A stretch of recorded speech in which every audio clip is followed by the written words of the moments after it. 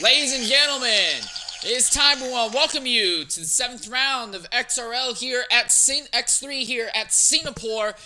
We're going to get right into it. We apologize for running just a little bit late on the broadcasting side. Some issues on my end kind of led us to later start than normal. However, the race itself is going to go underway because the race must go on within reason. Anyways, we're about to load onto the circuit. Singapore, thus far, has been a site of a lot of wet races and wet on-track action in the last 24 hours. Yesterday, in the Dev League, the entire event was run in rain and led to an extremely chaotic event. And for the XRL event, it was rain for 2/3 of the race. We only have had about half the field finish in both of those events. Now we load into X3.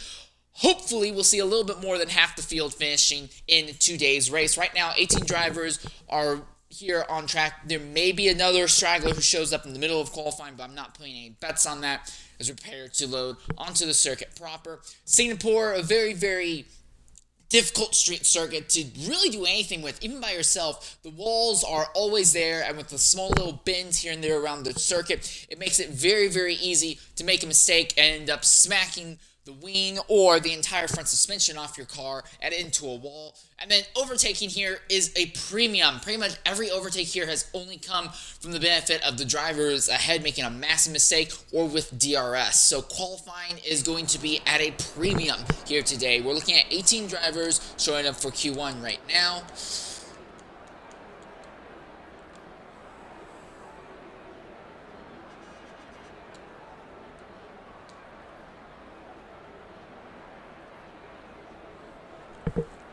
Alright, we are getting word that we are anticipating a dry qualifying session. The race itself is anticipated to start dry, but may turn wet as the event goes on. So this can get very, very interesting very quick because drivers will not have DRS in the rain, so they will have to make if the rain does come later on, they will have to make every bit of advancement early in the race because afterwards, actual on-track overtaking will pretty much stall out. This is XRL Dino and his teammate Dave Ewart are beginning their slow run out onto the circuit. But the first car to actually get onto track today in the Mercedes, it's Higsby, 97. He's already coming out of turn number 3 and on that run down to turn number 4. And already about a third of the field has come out onto the racetrack to try and begin their initial warm-up laps here. You can see the 27 swerving side by side to try and get the tires nice and warm here.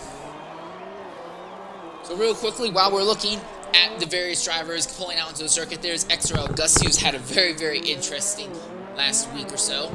We're going to go ahead, bring up the point standings so you understand where everyone is standing and where the teams are standing in the Manufacturers Championship and in the Drivers Championship. So first start, you're going to start with X3 drivers, and the driver standings, it looks as so. At the bottom, you still have no points earned yet by Fratter's Unarmed Drake. Constant Jet has 1 point, while Collie Boy has 3 points. Mr. Anderson has 6 points, while XRL Gusty has earned 10 points. XRL Turbo has 13 points. Boothby 116 has 14 points. 10th on the point sheets is Mufasa, 1869, he has 15 points, while XRL Fritz has 19 points. He's just one out from Tasani, 10 in the Haas, he has 20 points. XXX Books, XXX in the Williams has earned 24 points, while Schold, the Tracing Point, has earned 25 points. Ray Hole in the Alfa Romeo has 29 points. Retro Rixie has 51 points. Leono has 64. And then your two outright championship contenders, XRL Whippy has 90 points. XRL Ozda has 96 points. And that's the way it's currently stacking out here when it comes to drivers' points. So right now, we've seen the championship lead change hands twice in the last 2 races. It's gone Ozda to Whippy, and now and then it's gone back to Ozda's favor. This is Ozda in the Ferrari right now we're looking at as he takes a run around the final 2-stage, final corner, pops open the DRS, is going to come across the line. But the driver I myself am going to be very interested in watching is going to be Whippy. Whippy did not qualify well here in last year's X3 event at Singapore. However, he ended up coming around with a little bit of decent strategy, held off up to 5 drivers at once and was still able to take home a win here. So this is a very, very good track for Whippy. He could easily anticipate him stealing the points lead back here today if things go well for him. This is Dave Ewart. He's in the middle of a flying lap right now. The Red Bull machine. Fratters in the other Mercedes is beginning his flying lap right now as well. So at the moment we are looking at about 2/3 of the field, almost 2/3 of the field in the middle of their flying laps as we speak, or in an out lap setting for a flyer lap. This is Retro Rixie here in the McLaren. Retro Rixie and Jono have both fallen off drastically in the points compared to Mazda and Whippy. Neither of them had any sort of a decent run last week, and we may see, I hate to say this, it may get even worse because Retro has a lot of ground to make up. Now, we've seen drivers get hot late in the season and start just peeling off with wins and championships. That happened last season's X3, but that's not something you'd want to put money on. You see one of the Red Bulls pull over, so that way Retro will have a little bit cleaner time. Ray Hall goes to the top with a 1:36.918 in lap times right now. But if any driver I think could come back from this deficit they currently has, it's going to be Retro Rixie, and we're going to go ahead and go silent in the commentary booth, just run lap on board with Retro to see what it's going to be like here at Singapore.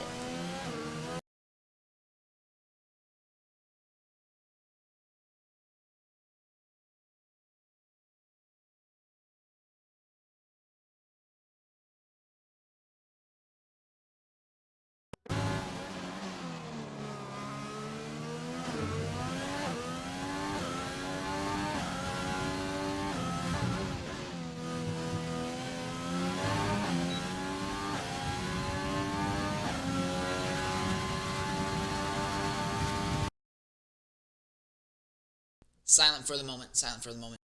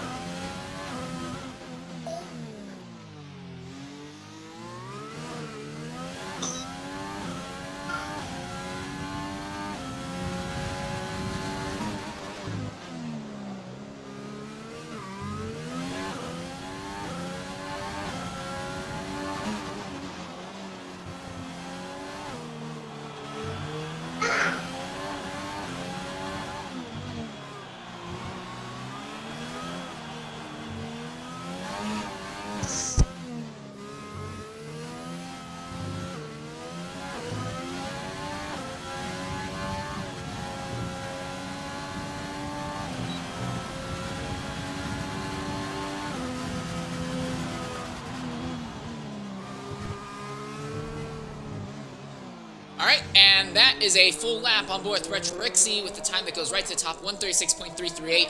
Also in the commentary booth, who's going to be joining us with us today is going to be XRL Steel. Steel, it's a pleasure to have you here with us. How are you doing today? I'm not doing too bad.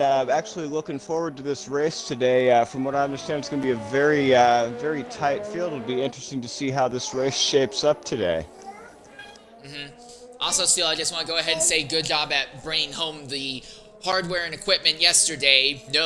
Being able to finally finish a race in the very, very twitchy Mercedes at what may have been the worst event in the XRL schedule. So, good job on that part. Indeed, that's very much appreciated. Looking forward to a much better week at Spain. As a lot of people may or may not be aware, I've recently transitioned over to wheel full-time, so it's definitely been a bit of experience, but that's a conversation for another day. It'll be interesting to focus on Singapore today and see how things shape up.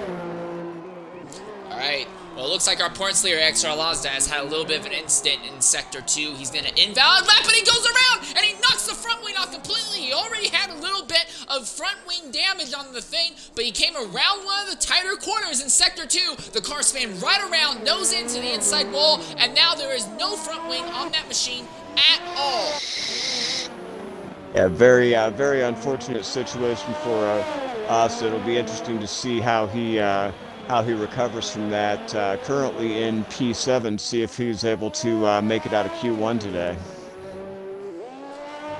Dino right now has the slowest time of everybody, but he's in the middle of a flyer lap, and he'll take a chunk of time off that. That would change, more than likely, to be Boothie with the slowest lap time. And yes, Boothie now has the slowest lap time as Dino goes up to 5th, 136.988. So once again, the Red Bulls have some ability and have some pace here. The spread in times right now from 1st to 12th is a good 9 seconds, and the spread from 1st to 11th is currently closer to about 4.5 seconds. So there's still a lot of spread in the field, and still 9 minutes left in the session, with the several drivers who have not set times yet. Mufasa is in the middle of a flyer lap, as is Dave Ewart.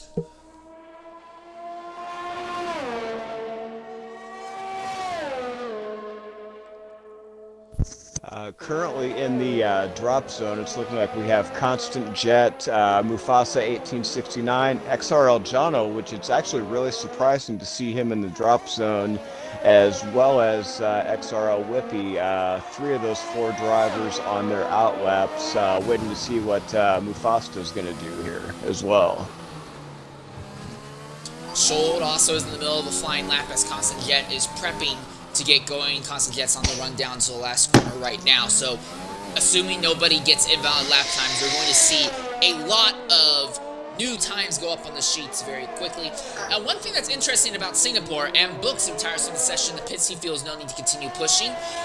One interesting thing about this circuit is that it's a street circuit, but unlike your traditional street courses, and that is a Mercedes that has had an issue there in Sector 2. That is Higsby in the middle of an outlap. I think he may have nosed it into the wall. If not that, he came really hard on the brakes. I don't see any damage on the machine. He's back underway.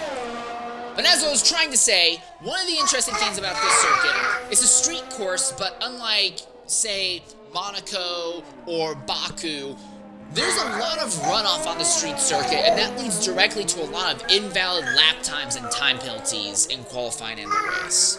And one of the trouble spots to watch for today on Singapore is what's known as the infamous Singapore Sling. Has been known to claim a lot of drivers, so it'll be interesting to see how a lot of drivers negotiate that today. As I said, you can make or break a lap just in that single section of the track, and it's interesting in real world F1 how that complex of turns has been reworked over the years to try to minimize the threat to drivers in that area. So Boothie has just had an accident, and now Higsby has had an accident as well. So we've just had 3 different situations go on. Boothie just had an accident coming out of the second to last corner, and then coming up onto it, Collie Boy, I don't know if Collie Boy was aware or not, but Collie Boy spun coming out of the second to last corner and knocked out part of the front wing. So he had to abort his attempt at staying a lap time. And then Higsby had another incident and just 2 corners behind. We're real quickly going to try and get Boothie in here and see if he's willing to share what happened, but our first DNF in qualifying. And just real quick to note, Jono has pulled himself up out of the drop zone and currently holding on to P4. Mufasa has pulled himself out as well and is presently holding on to P5. Whippy holding on to P2. So those drivers that were previously in the drop zone have now come up, all 3 of them have come up into the top 5. So it's just a testament to how quickly things can change here at Singapore. For those of you not familiar, everybody 15th and up will advance into Q2. So right now it's Constant Jet and Collie Boy who are on the outside looking in, with Dave Ewart sitting firmly on the bubble, and Boothie absolutely eliminated after having not only a very slow time, but a crash that will take him out of Q1.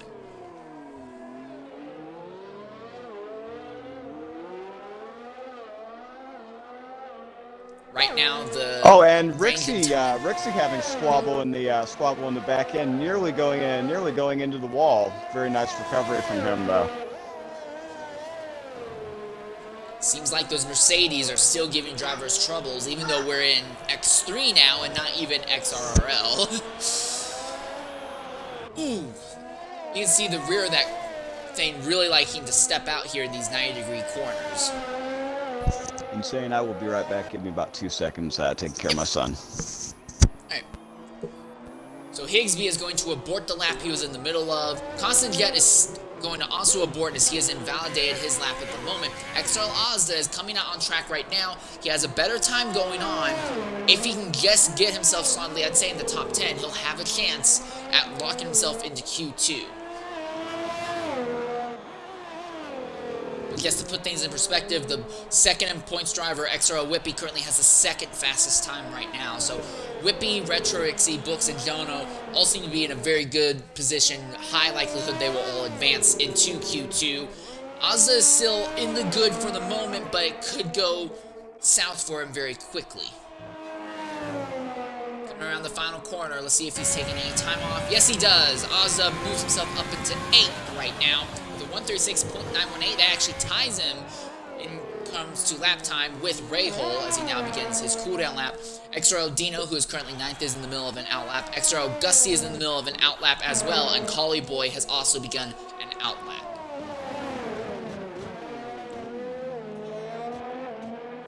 Ooh, and that was no, that wasn't Dave Ewart, that was Dino, and Dino completely just aborts his attempt to make turn 5 there.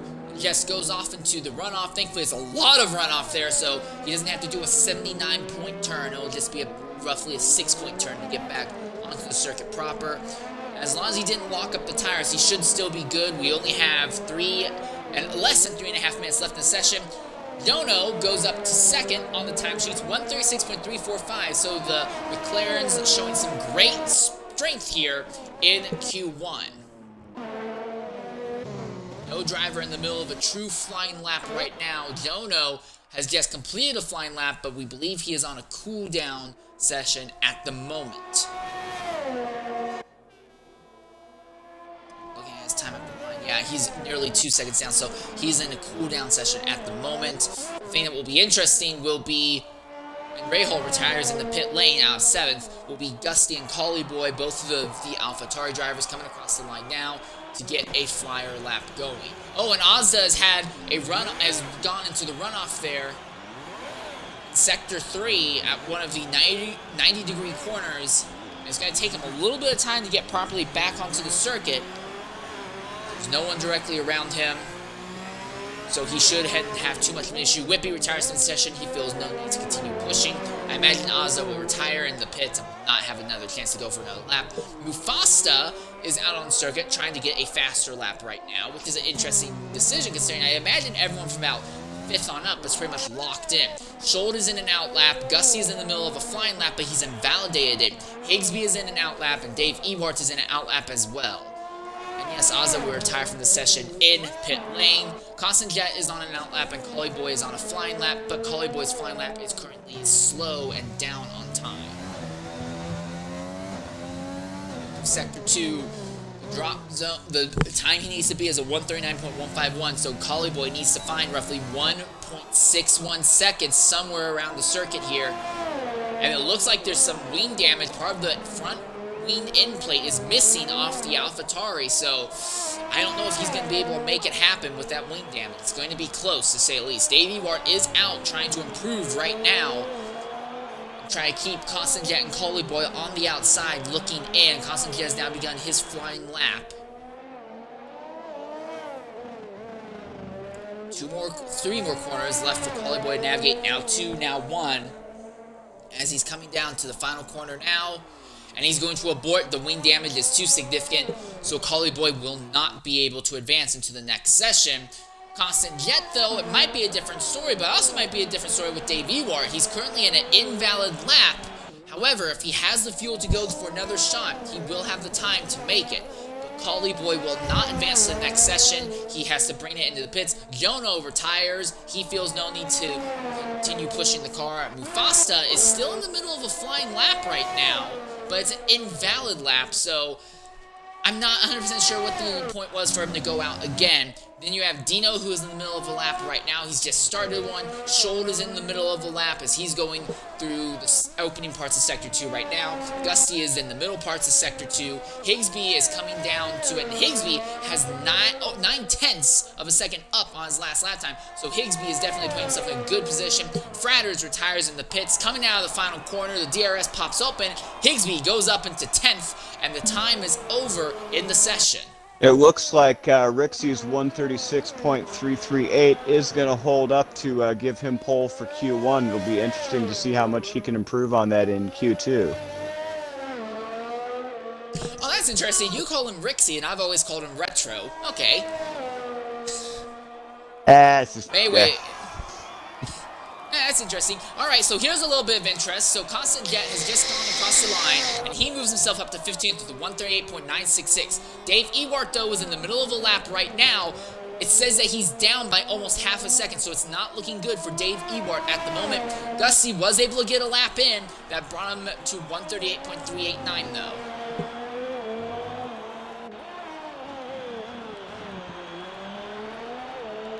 Dave needs to pull out some miracle work here in these last few corners, because right now he is down by about 2/10 compared to Constant Jet, and he was down half a second on his lap. Fuel is very low in the machine. He made up the time, but he's still down by 2 thousandths on his best lap, so he will not advance into the next session.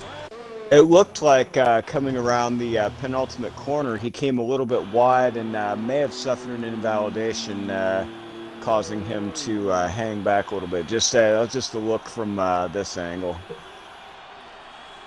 Still a disappointment for Dave Ewart. Indeed, He was indeed. on the inside, right on the bubble, and at the last minute, it was Constant Jet and not Dave who brought it all together and moved himself up into the next session. So what are your predictions for Q2 about who we could possibly see as our pole sitter? I think right now, everyone who's currently in the top 5 on the timesheets, as long as nothing happens to them, they will automatically advance into Q3. However, outside that, I think it's going to be very touch and go. The Ferraris are looking decent but not consistent. Ray Hall is in a similar position. And then Dino, Schold, Higsby, Sani, Fratters, Gussie, and Constant Jet. While all of them have speed as a driver, I don't know if they have the proper setup in order to get them advancing into Q2. But real quickly, the 3 drivers who not advance, Boothie crashes out, and he will not advance. He will start 18th. Collie Boy, 17th. And then Dave Ewart, 16th. They will be the drivers who will not advance. And then it's Constant Jet, Gussie, Fratter, Tassani, Higsby, Schold, Dino, Ozda, Rahal, Mr. Anderson, Mufasta, Books, Whippy, and Yono, and Retro, who will advance into qualifying session 2. Now, interesting to note, between pole and P2, there's literally 7 thousandths of a second separating Retro Rixey and XRL Jono, both in the McLaren. So I think that's going to be where the hot fight is today. Is going to be between Jono and Rixey. Even with them being teammates, it's going to be very hotly contested. A matter of who wants it more this week. Considering that both of those drivers, although they basically took no points after last week's event, both of them are outside championship threats. I can imagine we would see a lot of fighting between the two of them. Real quickly, while we wait for our first drivers to get onto the racetrack for the second round of qualifier, I'll go ahead and run us through the Constructors Championships. So the AlphaTauri continues to struggle. They only have 9 points in their favor, while the Mercedes team has 32 points, the Red Bull team has 34 points, and the Williams team has 39 points. Alfa Romeo has 43 points. So a really close battle in the Manufacturers Championship between 6th and 9th. 5th is the Tracy Point team. They have 65 points. Haas has 90 points. And then with McLaren just completely crapping the bed last week, although they still have the manufacturer's points lead, it's brought in Renault and Ferrari knocking at the door. Ferrari has 103 points, Renault has 107, and McLaren has 115. So things are looking very interesting. And we see XRL Dino making his way down the pit lane at this time, heading on to track, as well as Fratters, Books, Rixey, Mr. Anderson, Constant Jet, Higsby, Mufasta, Jono, and Whippy all coming out on track right now. Asta, Schold, Tassani, Gusty, Books, and Rahul all starting out laps. Tassani being that first guy to get onto the racetrack, but he's going to pull over and let the Alfa Romeo of Rahal get a little bit cleaner track ahead of him, so Rahal will have a chance at saying a true flyer lap. Interesting thing right off the bat, Everyone except for Fratters and Dino have medium tires equipped. Fratters and Dino are currently running these softs. Now the go-to strategy here. I've seen a couple things happen. I've seen a medium soft strategy, and then I've also seen a medium to hard strategy. Medium to hard strategy affording a one stop that may allow some of these drivers to make up time on pit stops and possibly still remain threats in this race today. What are your thoughts on that, Insane? I would be interested if a driver would be able to make a soft, hard strategy work today, especially if they can crack the top 10, get a decent qualifying position, saying a few really quick laps early on to try and solidify a top 5, maybe even a podium spot. Pit early, get on the hards, and not have to worry about stopping again. I think that would be a great option. But here's the thing. The threat of rain is a factor to consider. In the last third of the race, there's a possibility that rain may fall, and if that happens, you might instead just try to go soft-medium or medium-soft with the anticipation of jumping onto intermediates in the last stages. So that kind of makes me wonder in anticipation of rain, if some of these drivers might try to go from hards to inners, depending on when that rain starts falling, trying to stretch that first stint of tires out as far as possible. You make a very good point, but we don't really ever see drivers start on hards unless they start outside the top 10, primarily because the fight to get into the top 10 spots is usually just that difficult, just that hard. The hards are that slow in single lap pace. That's a completely fair point. So it'll be really interesting to see as qualifying progresses how the field shuffles. And I think, like you said, that's going to be the big factor in determining strategy today. Rahal is coming down now, and he will set the first flying lap of the day. A little bit squirrely coming out of that second to last corner, and not a lot of fuel left in that machine. It's a time of 1:36.830 on the mediums. Ozda goes to second right afterwards with a 1:37.674. I don't know if that time is going to be enough to get your current points leader into qualifying session 3.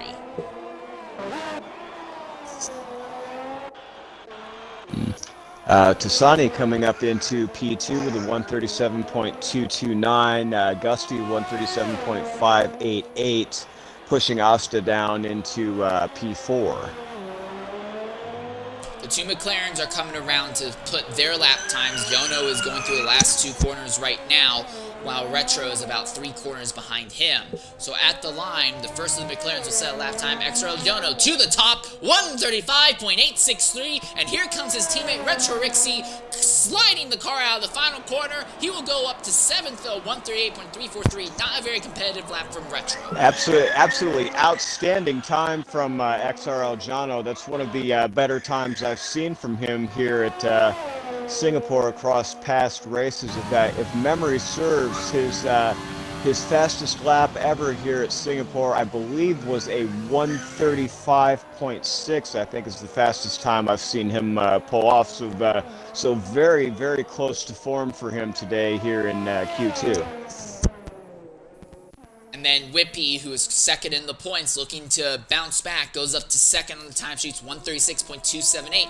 But I do want to point this out right now. The spread in time across the top 3 is massive.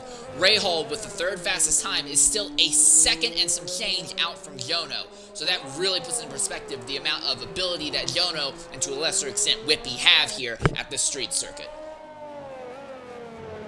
And Singapore is one of these circuits where, as you well know, fortunes can change very quickly. So it'll be interesting to see if his times do hold up today.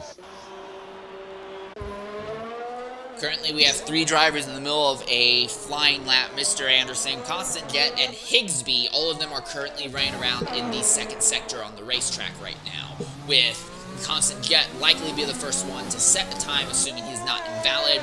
Of the 15 drivers, 8 of them have set a lap time.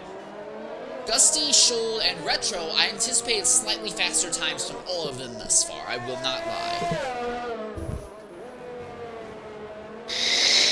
I'm actually projecting by by Q3 that we could see a 135.5 or a 135.4 out of Jono today. I think we could see that out of Retro also, if Retro just gets all the ducks in the basket quacking the right way. Quack. I literally just made that up on the fly. That was the dumbest thing I think I've ever said. Constant Jet sets a time of 138.581. Dino is in the middle of a flying lap as well. Here comes Mr. Anderson at the line. He will set a time of 137.431, so comparable to his Ferrari teammate. And Higsby is going to come across the line. He will set a time of 138.375. So Higsby is the driver who is currently in the bubble with Constant Jet on the outside looking in.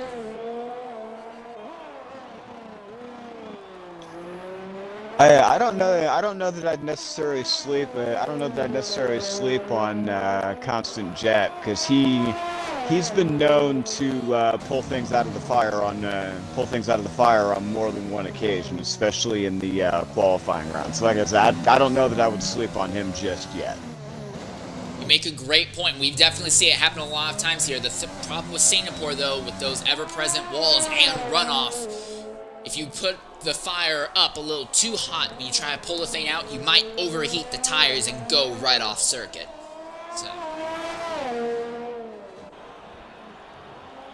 Dino's now going through the, I guess you could call him blocky or chunky. Ooh, he slaps the wall with the right rear tire, but Dino's going through the blocky S's in Sector 3 right now. I won't lie, probably some of the laziest track design in the entirety of the Formula One calendar. I mean, you can't really do much about it. It's just the way the circuit's laid out. But Dino, despite slapping the wall, sets a time of 137.324. That is the 6th best time thus far. Rixie currently in P4 on three-lap old mediums. Surprised he hasn't come in for a tire change yet to get some fresh tires on that machine, because as you well know, as you run successive laps in qualifying, those tires do degrade, and lap times are going to fall off. So if he wants to have a shot at the top 3, he might think about getting those tires changed rather than chance plummeting down the order. As we see, he did have a little bit of a squabble coming out of that last turn. So tire deg starting to become a little bit of a factor for him as he completes these qualifying laps. Well, I'm going to say one other thing. Not only am I kind of shocked he's still running on track, but he is in the top 4, and it's not super likely he's going to get knocked out of Q2. So I think he's going to make it into Q3 pretty solidly where he is. Just keep running on the mediums like this. You might as well use this as a bit of a test session to see how the tires fall off when you go hard pushing on them. Meanwhile, while we were talking about that, Fratters was coming down. He invalidated his lap, so he's going to have to go for another attempt. Books went ahead and set a lap of 137.156. It's good enough to push him up into 5th. Gusty is currently the driver who is on the bubble, with Schold, Higsby, and Constant Jet all on the outside looking in. Yeah, and Whippy fitting a set of softs now in the pits, potentially trying to make a run against Jono to snatch pole out of his hot little hands.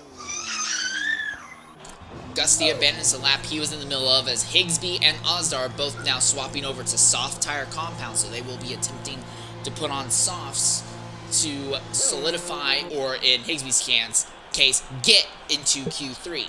4 minutes left in the session, so this is the point where you start seeing drivers considering completely abolishing their race strategy and just going for a better qualifying position altogether.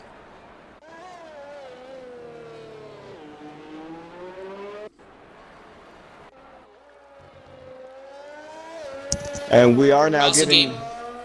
Go ahead. Okay, well, we're getting word that there is rain clouds approaching the circuit rapidly, and we may see rain falling on the circuit within Q3. If that happens, everything could go completely tits upward. Jono goes ahead and retires from the session. He feels no need to defend, because literally nobody except himself and Whippy has gone faster than 136.8. And Jono is the only person who broke the 136s.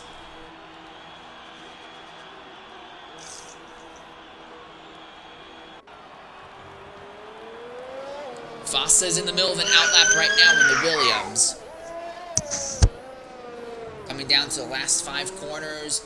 4 corners left. 3 corners left.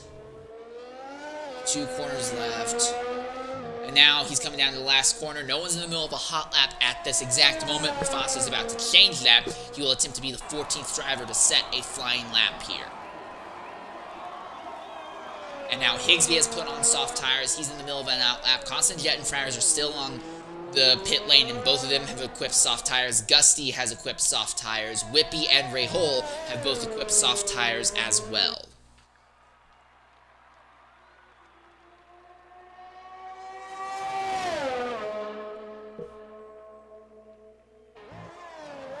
Purple Sector 1 for Mufasa, 26.840.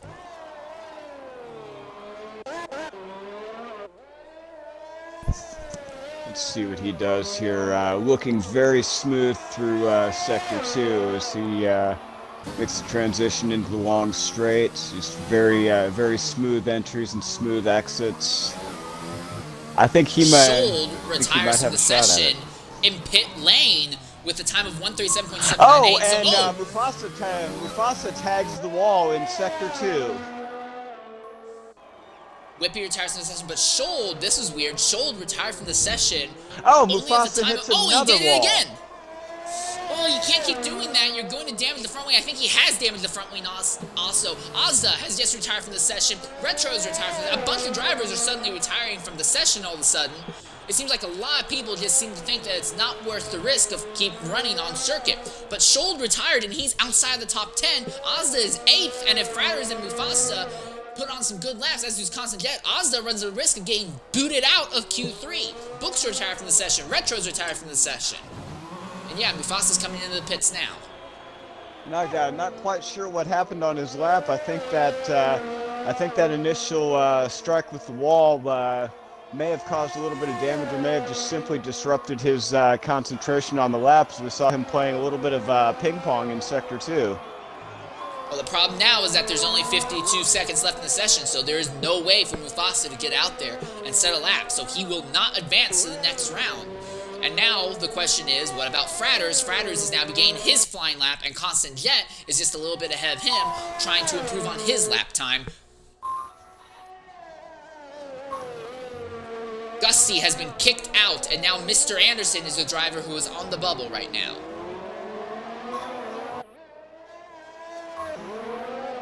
But the thing is, Gusty is in the middle of a lap, and he's up by about 2/10, so Gusty could still try and break in. The clock is ticking, and it's ticking fast. That is Dino, who is going through the S's, but with only 10 seconds left, he's not going to have another chance at this.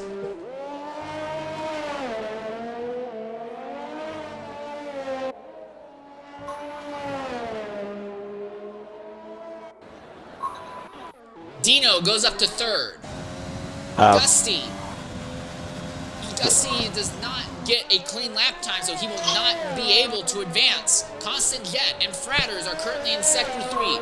Everything is weighing on those 2 drivers. Mr. Anderson at risk of getting knocked out, as is Ozza, your points leader. Fratters looking very solid, exiting the tunnel, coming into the chicane here as he comes around, gets ready to come around the penultimate corner, and it looks like he may. Constant Jet did not improve. Fratters lost out by two places, so he is going to be 3 places, so he is going to be in the drop zone and eliminated from Q2. Just very unfortunate from Fratters. Looks like he had a solid run going on. There was a little squabble coming out of Sector 2. I think that may have been the kiss of death for that lap. Again, just very unfortunate for Fratters today. Yes, and then for Constant Jet, the machine seemed extremely inconsistent throughout the entirety of Sector 3. He was really chasing the rear of that car. So neither of the tracing points will advance into the next round. Fratters will not advance. Mufasa doesn't even get a chance to put a lap in. And Gusty, despite the fact that he had a good lap going, he invalidated it in the last corner, and he will not advance either. Like you've mentioned in previous commentary streams, that's part of the problem that Mercedes has struggled with all season in XRL. Just problems with the back end causing it to come out, and that just really slowing down Team Mercedes this year. Something interesting I find is that everyone except for Fratters and Higsby put their best lap on mediums, despite a lot of drivers going to soft slate, so that just really shows you how difficult track limits are. Also, Higsby might be a driver to watch going into this event, and the other Mercedes, the one that did advance, he's running soft tires at the start of this race while everyone else is running mediums. He can be very aggressive right at the start, maybe gain a few positions, swap on to mediums or hards, and try and go to the end of the race with that, assuming there's not rain. So, this could get very interesting. Indeed, it'll be very, very, very interesting to see exactly just how this plays out, because we've seen some significant positional changes between Q1 and Q2. It'll be interesting to see how Q3 shakes out. There's also a potential threat for rain in this session of qualifying because rain clouds are in the area. You can see a sort of fog is beginning to settle on the circuit. I'm seeing a little bit of movement in the Mercedes pit with Higsby, as I am with Ozda in the Ferrari. I'm also seeing stuff farther down in the McLaren and the Renault teams. So lots of drivers trying to get out there and set a lap time as fast as possible. Again, the majority of drivers in Q3 electing to come out on that soft tire compound. None of which, of course, will matter if that rain does start to fall at the end of Q3, heading into the race, as drivers will have a free tire selection at the start of the race if we do have rain. So it's kind of curious to see how exactly this is going to play out. Mr. Anderson is the only driver who has not come out onto the racetrack, but the interesting thing, at least in my opinion, is that everyone's on softs, everyone's pushing right away, no one's giving a quarter. If everyone believes that rain is at risk of coming, they're going to try and set as fast of a lap as possible right away.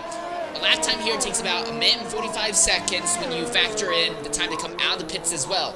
So you'll have about 3.5 minutes. If we can get about 3.5 to 4 minutes dry on track, we may see 1 or 2 drivers be able to set a fast lap time, and that could be the benchmark for the rest of the session if rain falls after that point.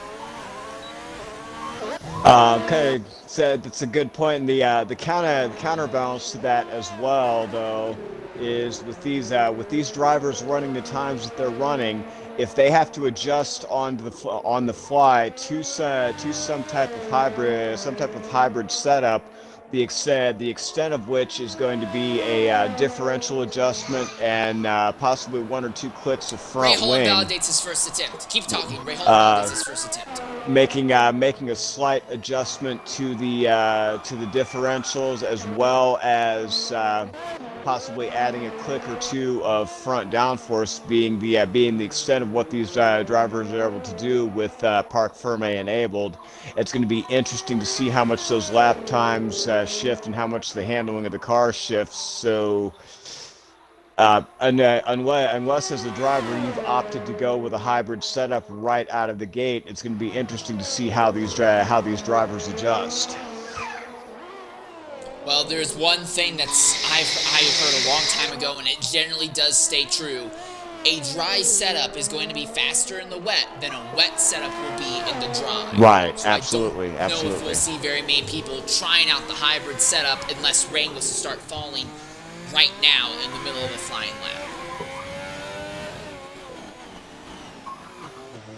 lap. As drivers now in the middle of the flyer. As they say, we will see what we will see. Tassani will be the first driver to set a lap time, and he had a 1:03 at the end of Sector 2. Now he dives it in to these blocky S's.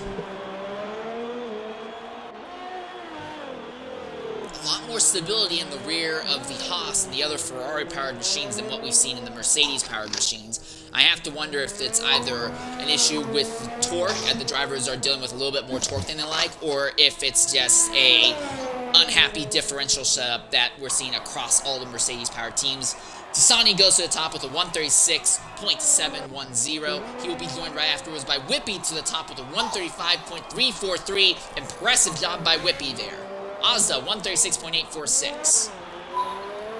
And Higsby climbing up into P4 with a 137.093, dropped back down by Asta with a 136.7, Rick's the 135.983, and as predicted, Jono has broken the 135.5 threshold, as has Whippy with an impressive 135.343.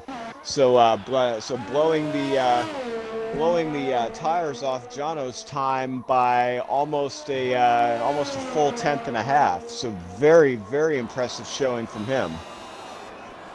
The two Ferraris are decent but not very fast compared to their rivals in the Manufacturers and Drivers Championship. Mr. Anderson sets a time of 136.740, Ozza a time of 136.846, while the Renaults are in the 135. Well, the Renault-powered machines are all solidly in the 135s.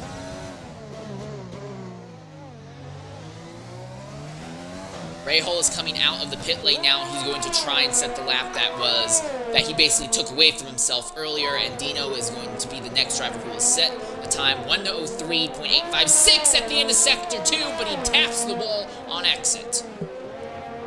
Seeing the run that Whippy's on right now, I'm willing to predict that he's going to drop to a 135. Seems like he's abandoned the lap. I was looking for him to drop a 135.3 dead, based on the flyer he was on. Looks like he may have had a slight bobble somewhere in Sector 3 that caused him to abandon that lap.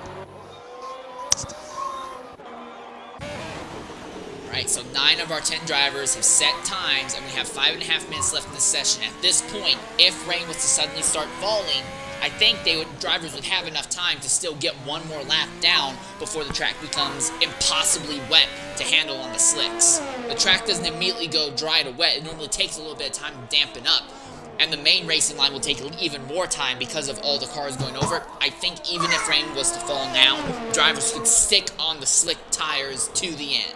I don't know if they'll go faster, but they could probably stick on them. A little bit of a slight mix-up in the pit lane for a moment. I don't know if the intent was for either Jono or Rixie to come out on another lap, but it looks like the McLaren drivers were momentarily double stacked in the pit lane, that costing them time if either of those drivers was opting to come back out.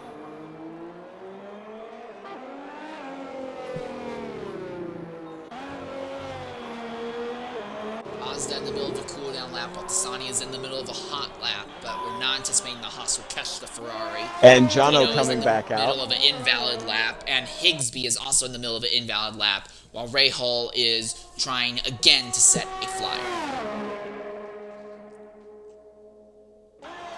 I think Jono gunning for that pole. Ozza spun and damaged the front wing again. That's twice in this qualifying session. Ooh, and he nearly cups down right in front of Higsby. Jono coming back out, prepping for another flying lap. I think he's looking to take away pole from Whippy here. Certainly in a position. And we have word now that the rain has started to fall here at Singapore. Alright, this is it then. The times are on the clock. Might be the best we see. Rahal needs to ignore the rain and just keep going like nothing else, because he has yet to set a lap time. He's invalidated it. So, ladies and gentlemen, we could indeed be looking at a wet start here. On board with Jono here now. Let's see if he's able to snatch pole position away from XRL Whippy. He needs a tenth and a half to do it as he begins to make the transition here into Sector 3. Looking very good here so far. It'll be interesting to see what happens when his flying lap does get underway. Rahal is starting another flyer lap. Dasani retires in the pit lane. Everyone still has the softs on despite the rain falling. Like I said, the track's not lost yet. They might still be able to get a lap or two out. And with just under 3 minutes to go, Jono has started his... Oh no, and there goes Rahal, and he destroys the car! He put the power down off of the curb and nailed an inside wall, and the car is destroyed! And that's Whippy that comes around, and he'll have to avoid, and Whippy's in the middle of a flying lap right now. I'm not sure if that's going to harm his attempt at bettering his time. Jono absolutely pouring it on here in... Jono pouring it on here in Sector 2, just looking to go all out and see if he can't snatch pole. That car got really sideways in the same place that Rahal nearly lost it. You can't say they're not pushing. Wilkes is in the middle of an outlap. Retro Rixie has come back into the pits. I don't think he's going to attempt again. Ozda is in the middle of an outlap as well. Dino has just turned around. He has spun and damaged the front wing of the car in Sector 2.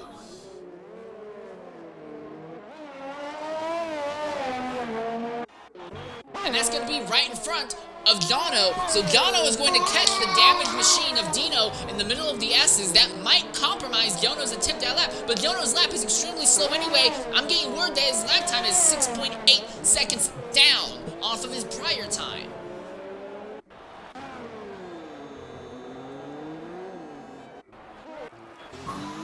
Whippy is abandoning his attempt at bettering. He is coming in. He may think that the track is lost far enough that there's no point in keeping it going.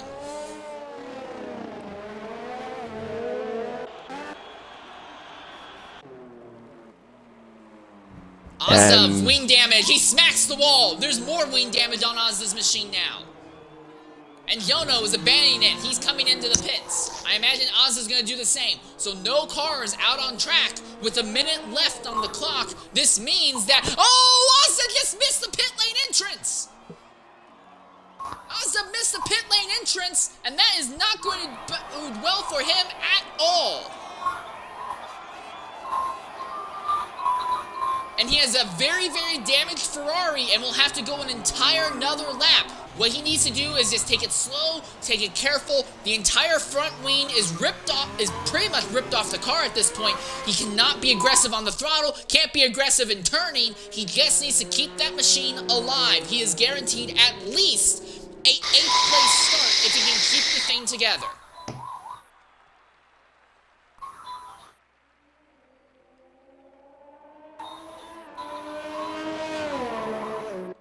But for Whippy, this was perfect. He is going to start on the pole here, and this could be a great chance for him to go and try and retake the points lead, and Ozza's drifting it. He drifts it again, and again another drift, and another drift, and he keeps it together.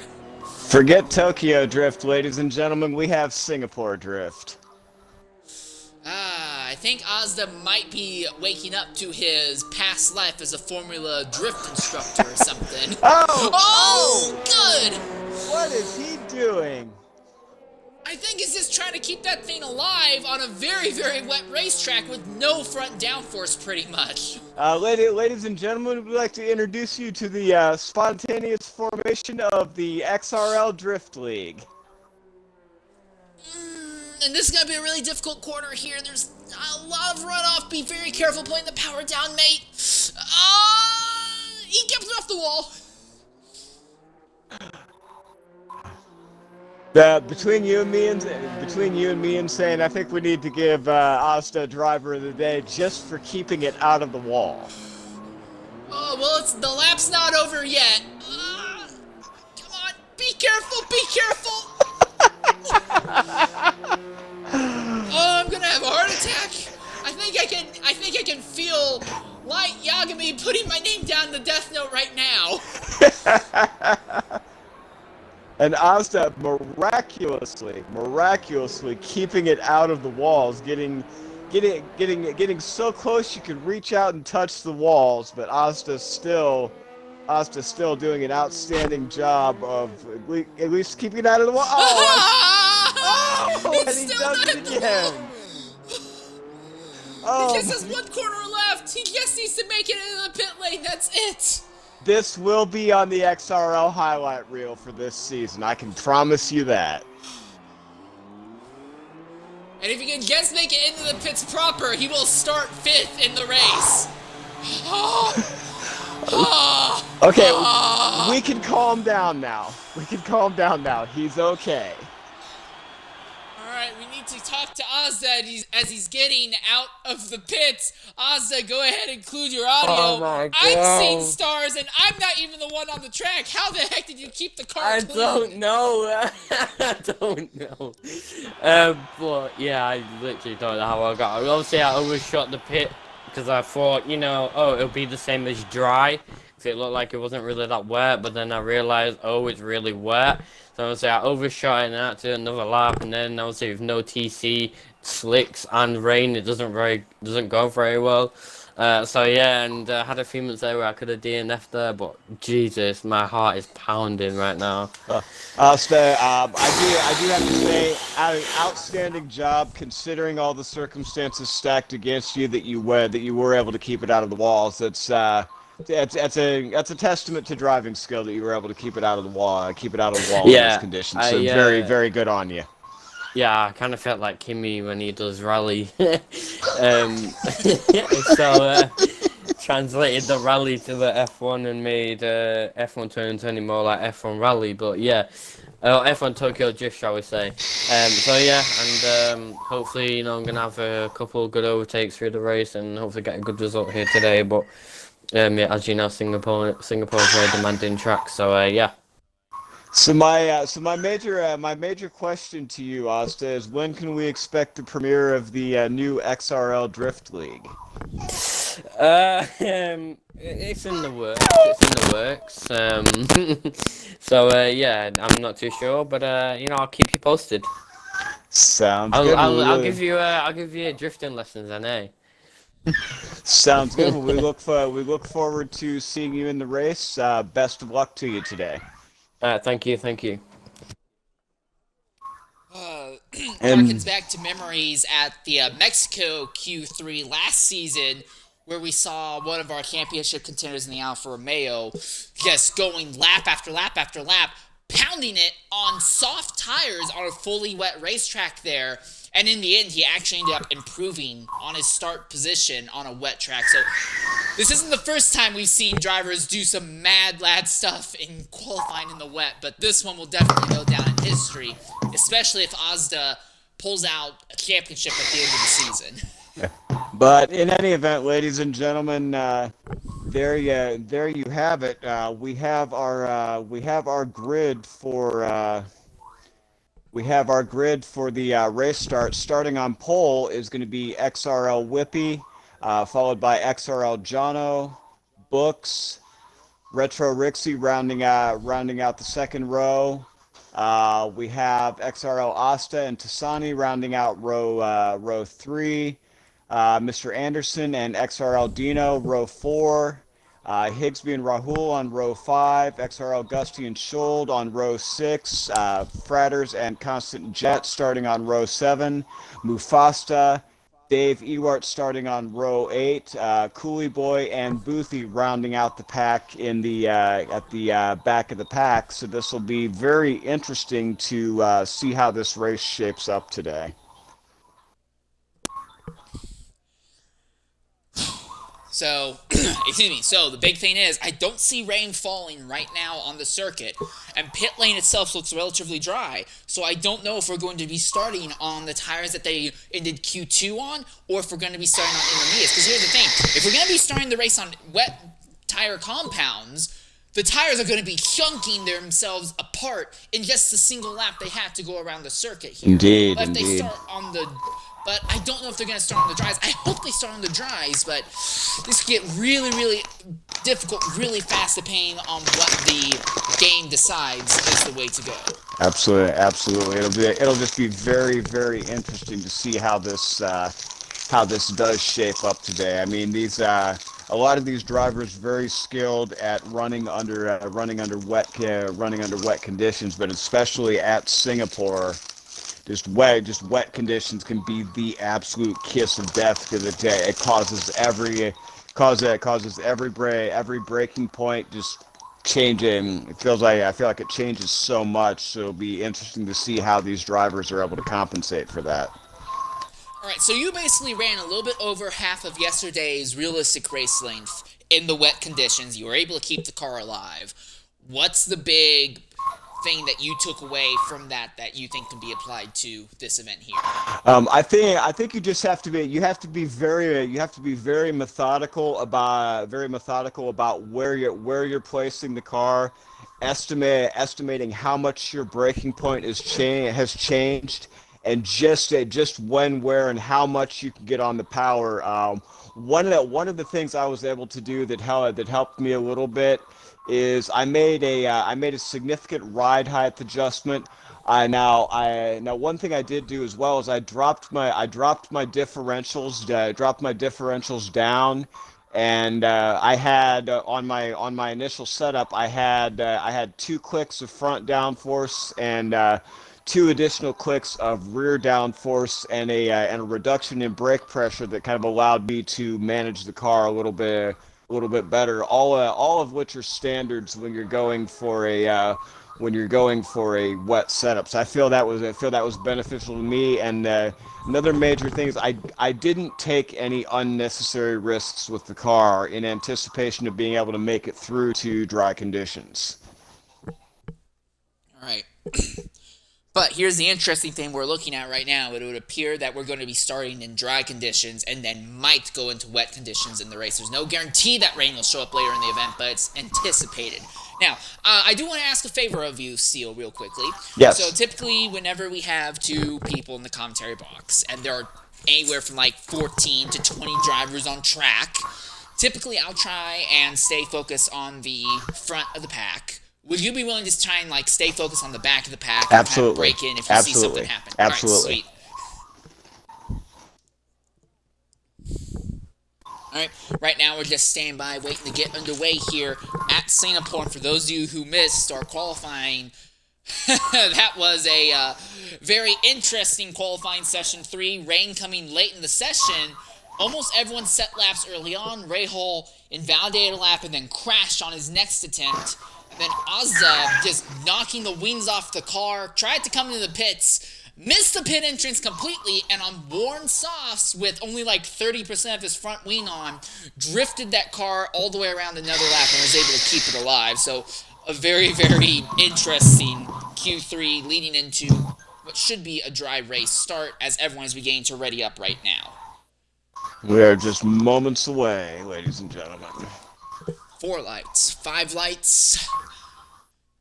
And it's lights out, and away we go here at Singapore. And right off the bat, we're going to have the drag race between our top 2 drivers. But it looks like Whippy's going to cut down in front, and there's contact with the Ferraris in the back. And that's Mr. Anderson. It looks like he's gotten through without too much damage, but there's a bunch of issues going on. There's a full course safety car for the incident. I believe that Scholl and Collyboy and Boothie all have damage from the incidents. There's a lot of chaos here as a full course safety car right at the start. Cooley and Scholl did get together in that contact. Both of them getting 5-second time penalties for that incident. Again, that bringing out the full course safety car. And ladies and gentlemen, that has already changed the complexion of this race.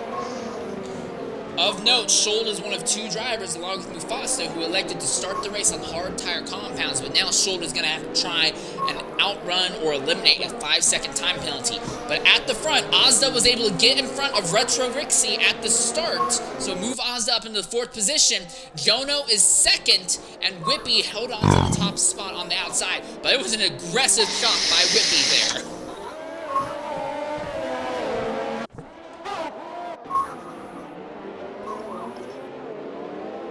So any strategy that Schuld and Cooley Boy have had has just effectively been blown out of the water now. So they're going to have to do a lot of reevaluation to figure out how they're going to get back in this race. Same thing for Tassani, because Tassani has a chunk taken out of the front wing on his car. Dave Ewart is one of the 2 drivers to start on the soft tire compounds, but I don't see any damage on his machine. Schuld, significant front wing damage on his machine. And then Collie Boy has the time penalty and a little bit of front wing damage. And Boothie still has that car in one piece. I thought he may have gotten involved in it, but it looks like everything's still in one piece in that machine. Mr. Anderson has to come into the pits. He was one of the drivers who got clobbered in that run down to turn 1, so they will be putting on another set of medium tires and exchanging the front wing on the thing. So almost all positions from P11 back being shuffled now, with multiple drivers coming into the pits, and we're seeing now the predicted pit stop strategy: a 2-stop medium, medium hard, or a 3-stop medium, soft, medium coming into play. So right now, it's going to be where things get interesting. Higsby is starting on the soft tires that he had at the end of Q2. He is 7th on the sheets right now, and everyone else around him is on mediums.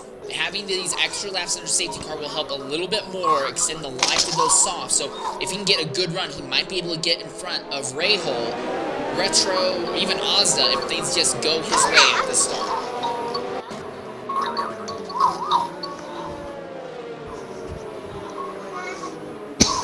It'll be interesting to see if Collie Boy can properly catch the back of the field before this lap is up. I don't think so. So Mr. Anderson on mediums, Gussie is equipped hards, as has Tassani. Schuld is on mediums, and Collie Boy is on medium tires as well.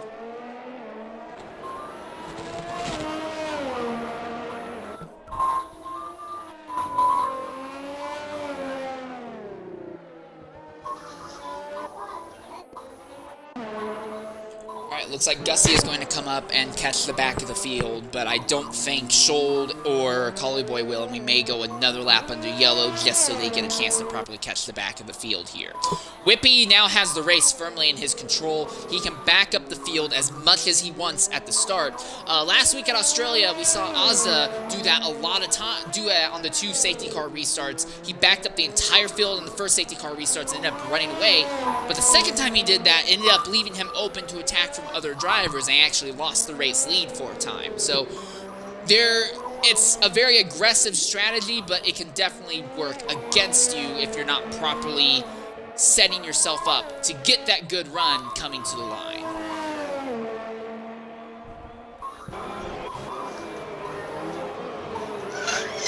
And looking at the back half of the order, we have Mufasta in P10, Constant in P11, Dave Ewart in 12, Boothie in 13th, Anderson 14th, Gusty 15th, Tassani 16th, Cooley and Schuld rounding out the order in 17th and 18th. And Schuld came back into the pits, and they just took off that set of mediums and put on a set of hards. Now, I don't know if that was a attempt to try and get a heat cycle through the medium tires, because the tires with a heat cycle going through them will typically get back up to temperature faster than a set of tires that have not been put through a heat cycle yet. I wonder if that happened, or if it was just a miscommunication strategy on the part of that team. But now Schuld is going to have to, again, rush to catch to the back of the field. It's probably a blessing in disguise that if it was a miscommunication in the pit lane, that it happened now, as opposed to happening under full race conditions. So that does give Schuld just a little bit of breathing room. Not much, but it does give him a little bit of latitude, as we are still under safety car. So he does have that opportunity to catch back up to the tail end of the field. I think the tires that Schuld put back on are actually the tires that he started the race with, because those tires have a heat cycle gone through them. So I think this was a strategy call. I think Schuld was brought in so they could run one lap on mediums, full full pushing it, they got heat cycle in those tires, so he will have a set of used mediums that will get right up to temperature right away if he feels the need to jump onto mediums later in the event. And Higsby has a collision with Fratters apparently, and that's going to be a penalty. And safety car will be coming in this lap. Whippy backing up the field. Boy, Whippy is backing up the field. This is not going to be very happy for Jono or Books or Ozda.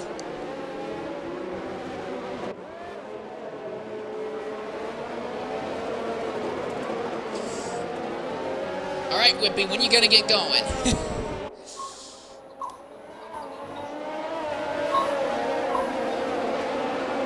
Oh, there's your answer. He's going now.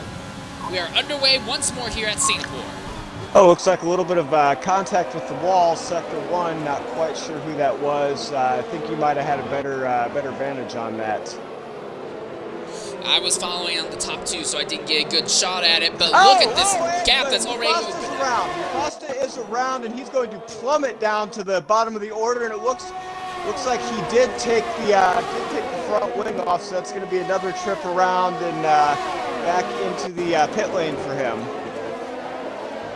Dino trying to make a move on Higsby. Fratters is in the land all on his own with nobody around him, but the top 5 have pulled off without too much of an incident here. Oh, and Collie Boy's into the wall. He has significant front wing damage. Gusty looking to make a run here on Boothie for P13, closing on him, definitely right on his gearbox, letting him know he's there.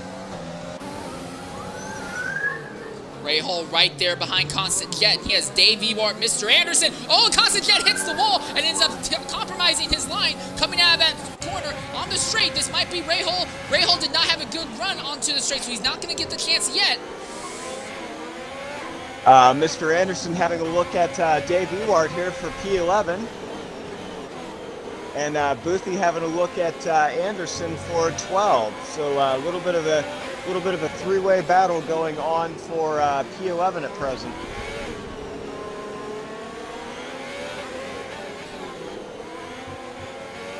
Whippy fastest lap with a 140.531. We'll see that continue to drop. There's a yellow flag in Sector 3. That's Collie Boy who's running. Davey Woods just got off circuit and he comes to track and nearly hits Boothie.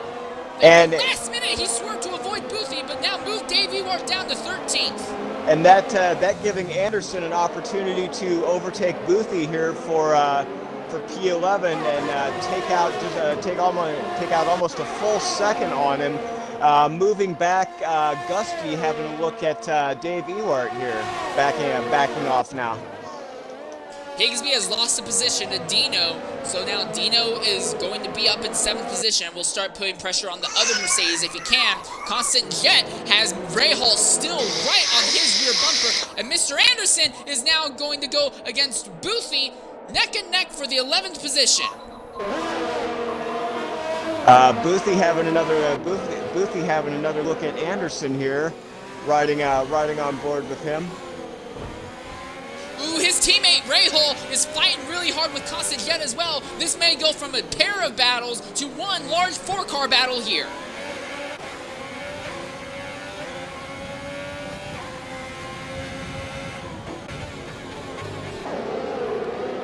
Mr. Anderson looking to break into the top 10 here against Ray Hall.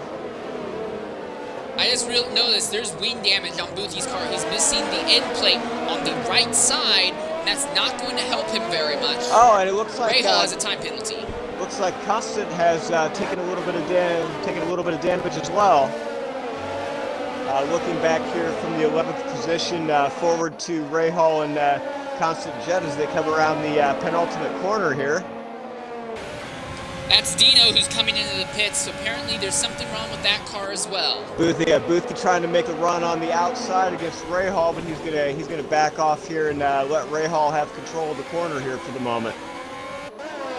And Mr. Anderson is being very racy right now against the Alpha ahead of him, but he still has to be defensive against the Alpha behind him. And all 4 of these cars are gradually closing in on Higsby ahead. Oh! Oh, no! Boosie into the Mr. back. Anderson just dumped Boosie Back into of the Ray corner. Hall. Rahal, I'm sorry, yes, Rahal just got dumped into the corner by Mr. Anderson.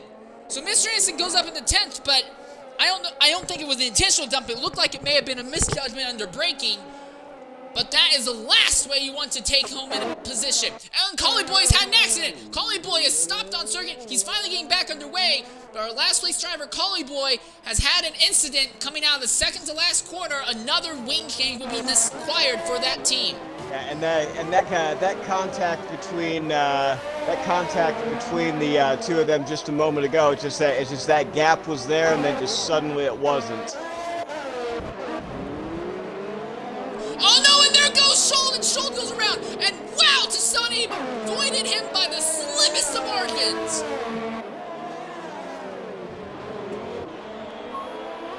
Tassani now has Dave Ewart in his sights right ahead of him, and just ahead of Dave Ewart is Gusty. Rahal pulls out to the left in the tunnel section, and he's going to overtake Schuld. Looks like there might have been a little bit of incidental contact between the two of them.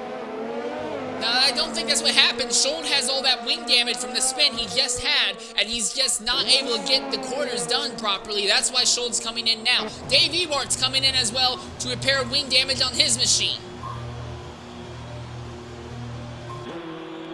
Ladies and gentlemen, this race is certainly heating up very quickly, especially near the back of the field. Well, it's not just near the back. There's a battle for 4th and 5th between Ozza and Retro. Oh no, and Jono has just destroyed the front wing on the car. Our second place driver, he was stalking Whitby, looking to make an overtake, and now Jono has taken himself out of contention for the race win. Oh, very, very unfortunate for That's a full course safety there. car. Second safety car in the second safety car, and we're only 7 laps in. This was wonderful for Ozda because now one of his championship rivals are put behind him, and it means that Retro will be held behind him for a little bit longer as well. So 7 laps in, ladies and gentlemen, and already under our second safety car. Any strategy that any of these drivers had out here now has just been completely blown out of the water. These drivers being forced to reevaluate how they're attacking this race. Yeah, it's going to be a long time of gathering the field back up. Collie Boy, I think Collie Boy is a lap down at this point. Let me check. Yeah, he is a lap down, but everyone else from Mufasta up. Oh, and our leader is coming into the pits. So Whippy is coming into the pits, Books is coming into the pits, Ozda's coming into the pits, Retro's coming into the pits, And coming into the pits. and He has Schuld no now choice. Schuld now race control has issued him a drive-through penalty for speeding under the safety car. We're going to have a new race leader, and it's going to be Constant Jet now with Mr. Anderson behind him, and I believe third is going to be Gusty. And Tassani is going to end up in the top 4 as well now. And Books has leapfrogged Whippy in the pits. Whippy had an instant, something must have gone wrong in the pits for Whippy because he's lost position to Books, Retro, and Ozda. So Whippy, not only is he going to lose the lead, he's now behind other drivers on different tires. Ozda's on mediums, Whippy's on hards, Fratter is on hards, Retro's on hards, Books equipped softs, which is a very strange decision. We're seeing a lot of these drivers switching to the hard tire compound now, hoping to take those to the end. Which from here, do you think that those hard tires will make it to the end with 8 out of 31 laps down? They won't kill you, but you'll definitely be losing pace overall. But I think they're not racing to the end. I think a lot of these drivers are racing to the rain at this point. A lot of drivers are probably betting on rain showing up late in the event and hoping that when that rain does come, they'll be able to time it perfectly with a dying set of tires and get basically a free transitional pit stop out of it. Again, it'll be really interesting to see just how this plays out. It's just fair. The face of this race has changed very quickly in the span of 8 laps. And Books is going to be in a very unique position. He is on fresh softs, and everyone ahead of him is on slightly worn hards or medium tire compounds. So without a doubt, Books is going to be faster than the drivers ahead, and once DRS finally kicks back in, he is going to be flying, but it's so hard to overtake here at the same time, so... And I really want to know, though, what happened to Whippy. Whippy was in the lead, and although he wasn't going to hold the lead, he should have come out in 5th position where Books is, and he lost a chunk of positions to the drivers around him.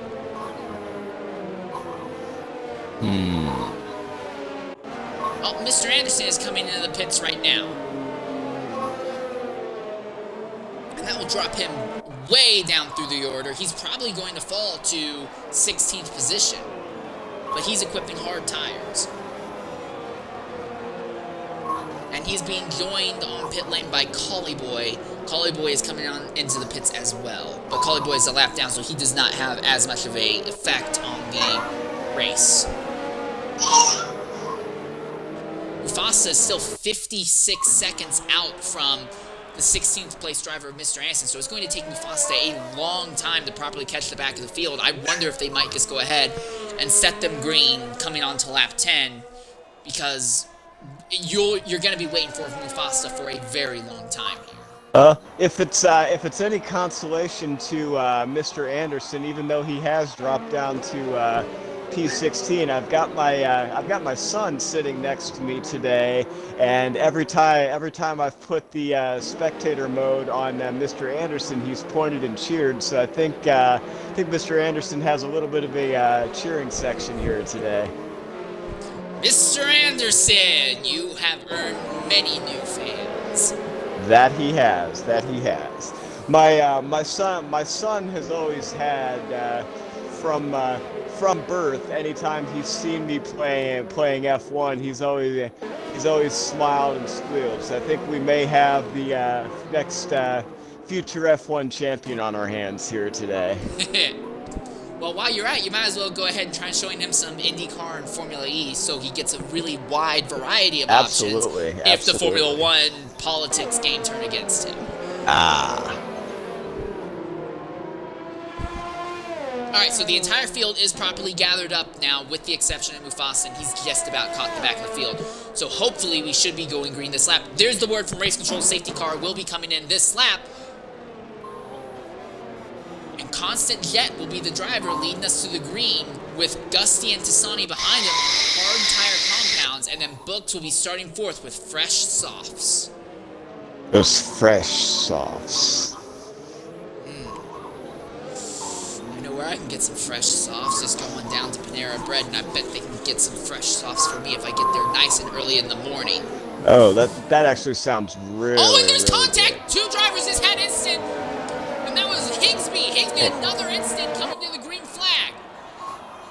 And Books is already making a move. Books is already overtaking Tassani.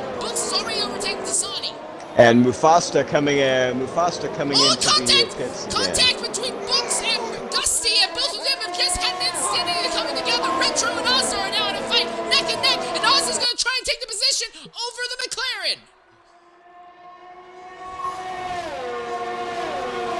Rahul lining himself up to make a run on Dave Ewart for P13, dropping back a little bit now. 7/10 separated, and Dave Ewart having a look at Boothie here. Tassani has just lost a position to Ozda as well now. So now Ozda is up into the 4th. Retro and Whippy are stuck fighting between 6th and 7th. Tassani did not have a good run whatsoever, but the driver who did have a good run is Books. He is within half a second of your race leader right now. Oh, and Dave Ewart nearly coming into the back of Boothie here. Oh, and contact! No, Higsby and Boothie and Mr. Anderson all have a stack-up incident there. And that's a safety car. Literally the same thing just happened between Boothie, Ewart, and Mr. Anderson. I don't know if that was the one you were commenting on, or you were commenting on further up the field. Yeah, that's what I was talking on. Yep. And Schold is running around. Oh, this has not worked out well for Schold whatsoever. Although I don't see any damage on the car, so this might actually help him a bit. But, yeah, the entire outlook of the race is completely changed. Yono has now fallen all the way to 10th. Whippy is 7th now. Constant Jet's just coming into the pit lane. So Constant Jet gives up the lead. So now Books on the soft tires will have the lead. Whippy and Retro will be fine for 5th and 6th. And your points leader, Ozda, is now all of a sudden in 3rd. So, ladies and gentlemen, we have seen now an unprecedented 3 safety cars in the first third. In the first third of this race, so the complexion definitely changing. At this point, it's anyone's race. It's absolutely anyone's race. So Constant Jet put on softs, but everyone else who is on pit lane seems to be equipping medium or hard. Oh, and there's a stack up. Boothie is in pit lane first, and Rahal was held up. So Rahal is going to plummet badly because they were trying to double stack on the Alpha team, and it did not work out at all.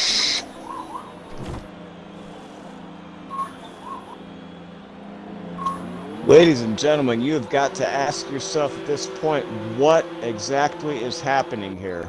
It's been just complete and utter chaos in the and we are getting words that rain clouds are starting to be descending on the track, and they might see rain anywhere from the next 15 to 20 minutes here.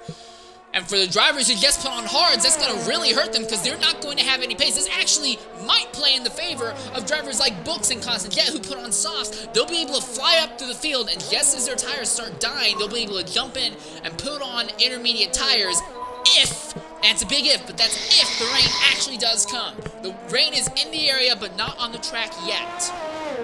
Is what is happening here. It's just absolutely amazing. Just this complete and utter chaos.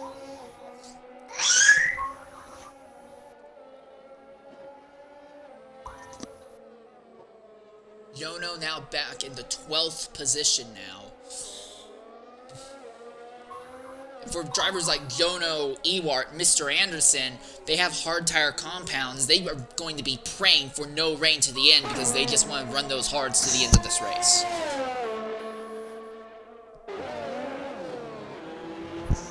Also, here's the crazy thing. Despite the fact that we've had 3 full course safety cars, all 18 drivers that started this race are still on the track.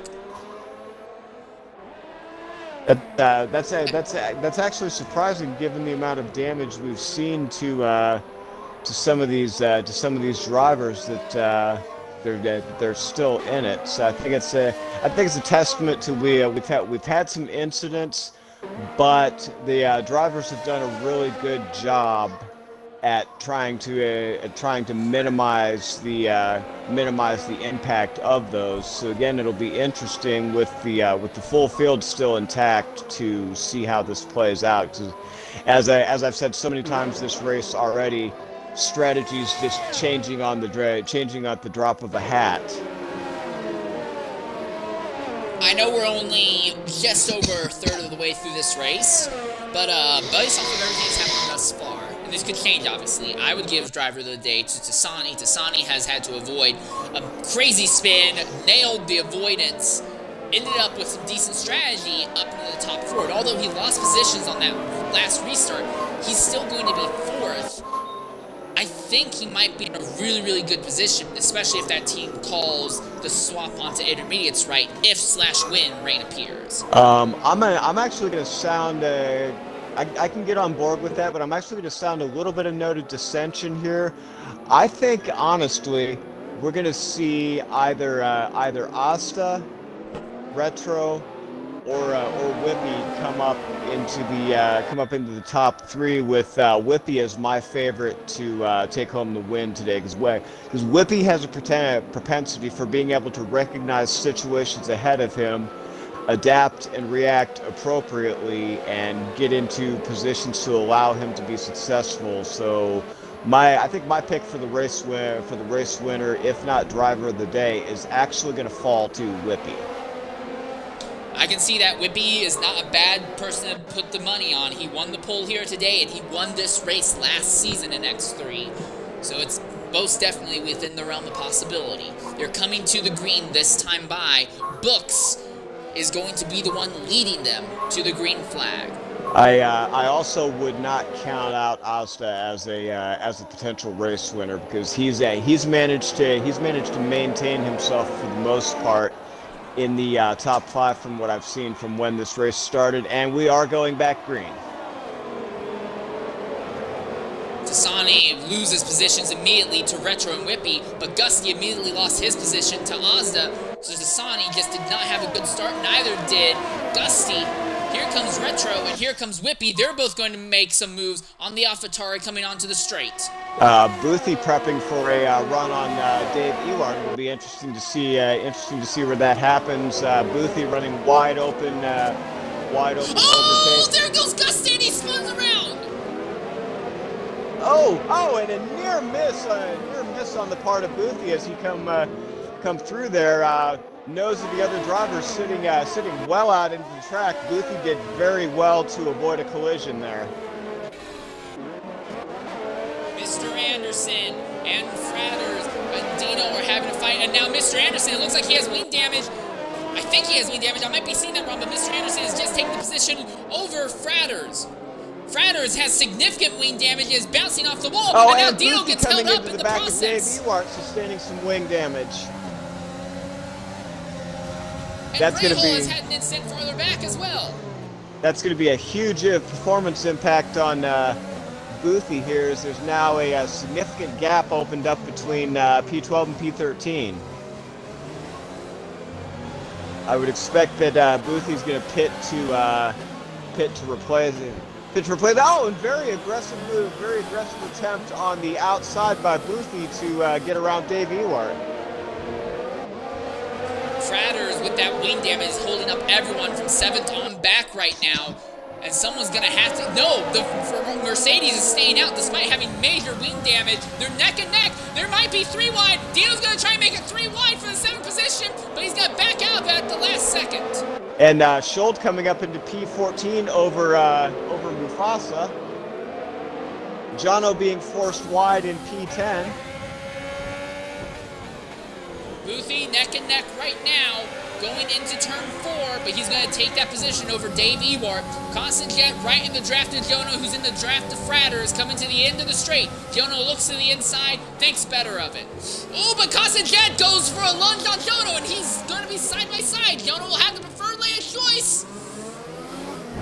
Oh, and Boothie and Jono making a little bit of tire contact there. Oh, and Constant getting into Jono now, knocking Jono all the way back down to P14.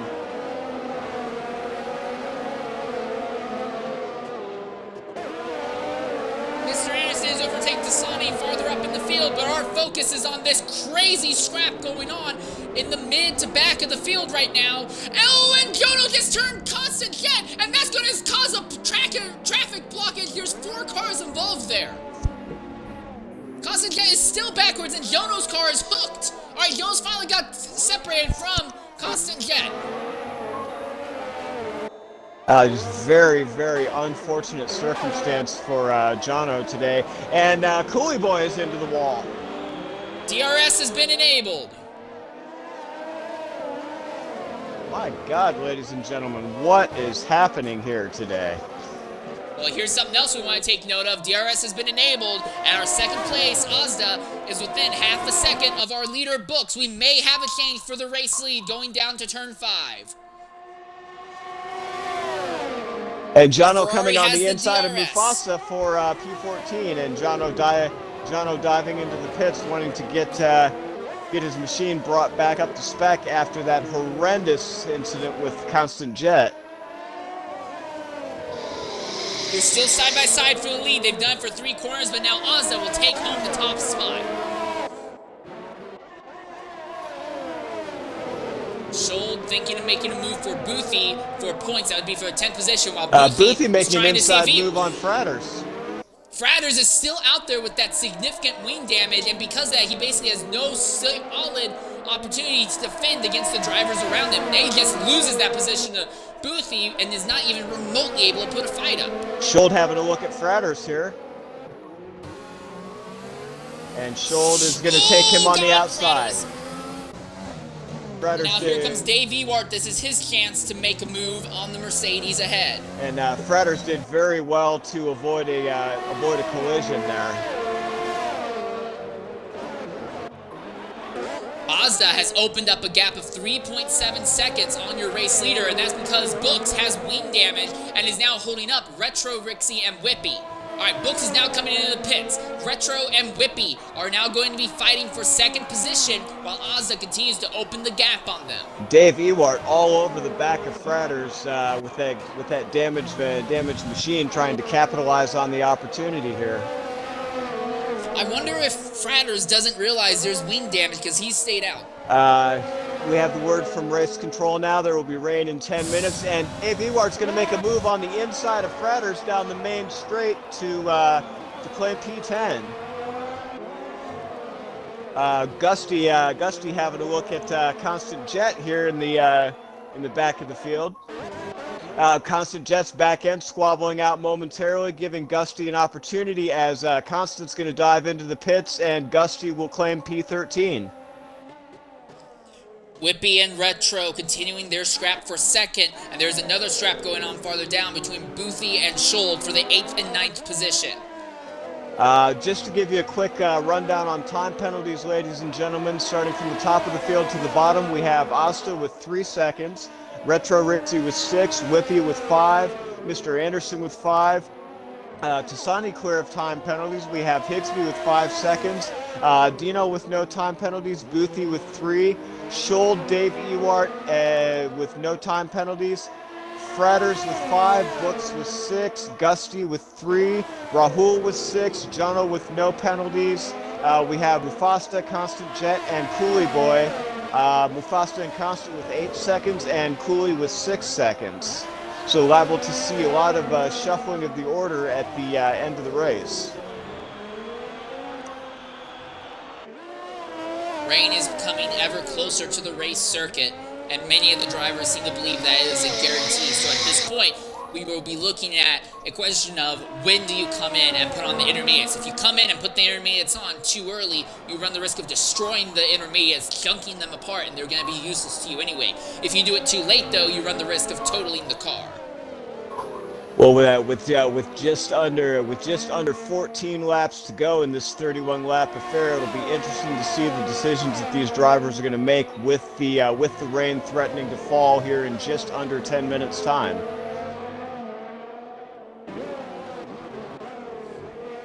Real quickly, I want to give a bit of a thumbs up to Mr. Anderson. He went all the way to the back on that prior restart. He's now up to 4th position.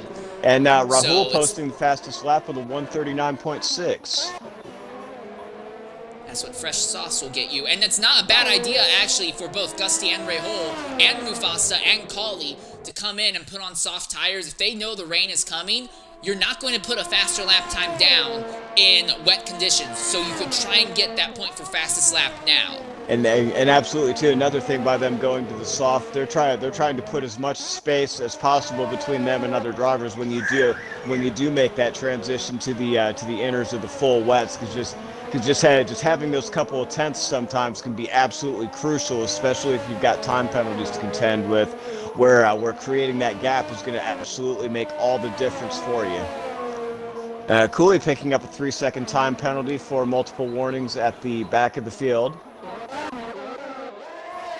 Books and Fratters are exchanging positions. Fratters continuing to stay out on the track with this very badly damaged front wing. And Fratters picking up a 3-second time penalty for multiple warnings. One driver who this race has gone completely sour for, it's Jono. Jono, one of the championship contenders, earned no points last week, though, and he's on track to earn no points today as well. He's buried in 15th position. And Fratters coming in. I think he may be anticipating that move to the intermediate compound.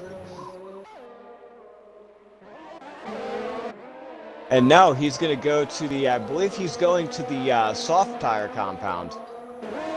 No, medium. He's going to the mediums.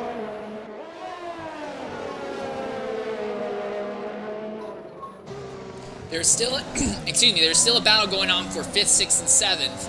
Dasani has hard 15-lap tires. Higsby has medium 9-lap tires, so he's faster. And then Dino seems to be faster than Higsby and able to keep up with the drivers ahead.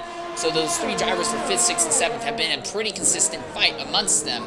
but no one's been able to do anything to Tasani yet. It seems like Tasani's biggest weakness have been on the initial restarts, but afterwards he solidifies in a position and doesn't really change much after that point. And my son, just like myself, is absolutely glued to this race. It's been a really exciting affair from start to finish.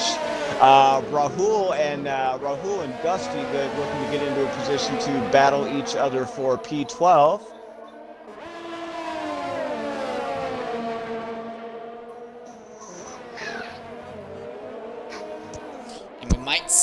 And we're still watching also the stalking battle for the second position as Whippy continues to hang out behind Retro Rixie. Whippy has DRS and ERS on the straight. He's closing in, but not by a massive amount, so he will not be able to make a move that time.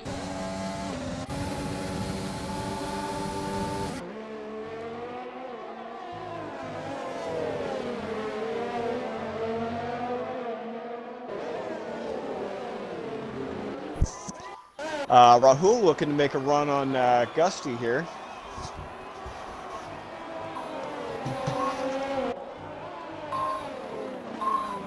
Both these drivers running the soft tire compound. Oh, and Rahul makes contact with the wall in sector 1. Looks like no damage, just a massive contact with the that's wall. damage though. That one's damage, and that will kill Rahul's time. Perhaps I spoke a little too soon.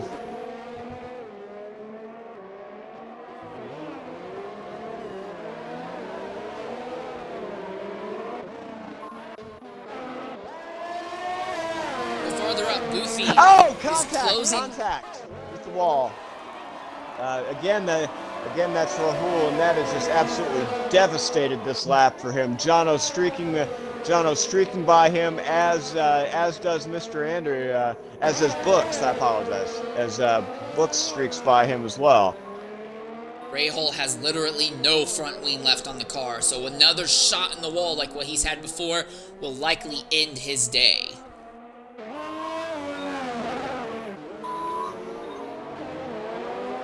That incident actually caused Jono to let up a bit, so now Mufasa is closed in on Jono and will be putting pressure on that McLaren driver. And Rahul, and Jono just got a time penalty as well. Rahul's struggling to get this car around the track and back into the pit lane, so he can possibly have some shot and more contact with the wall.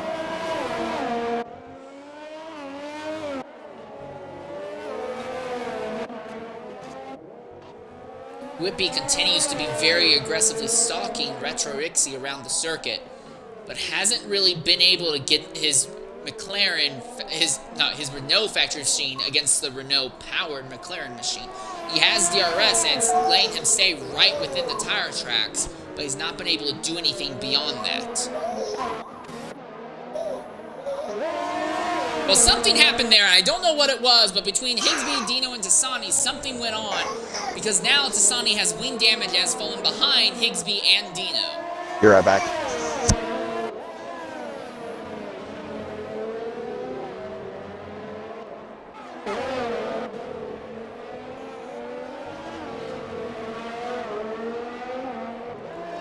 Schultz is currently ahead of Boothie at the moment as well.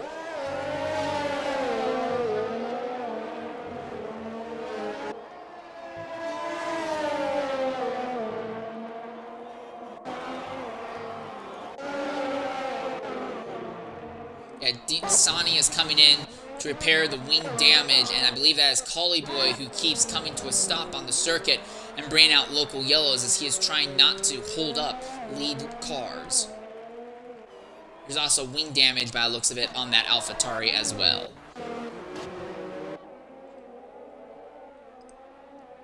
Whippy continuing to put pressure on Retro, but that's all he seems to be able to do. He started on the pole, but a miscue in the pit lane has left him trapped behind both Retro and his main rival in the points, Ozda.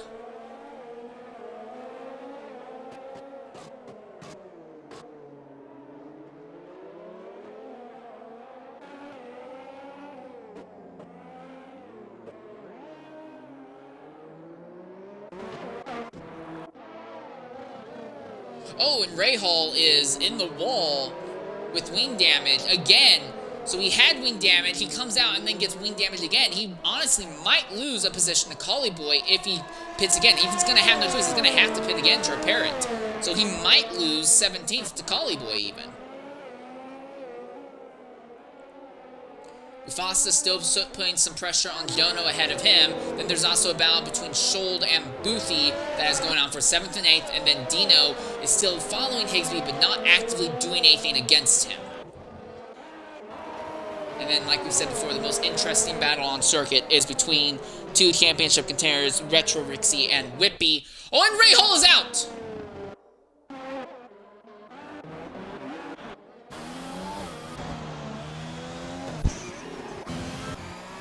So that's it. Rahal is out of the event. It's taken a long time, but Rahal has been kicked out of the event, and we're going to try and get him in here and see what he has to say.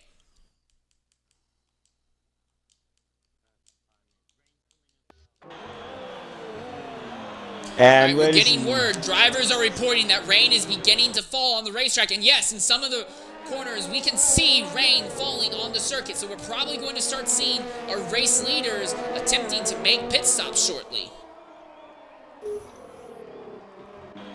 And the Books has gotten onto the intermediates. And the complexion of this race, ladies and gentlemen, changing yet again as the rain has now started to fall here in Singapore under lap 22 safety car with just 9 laps to go.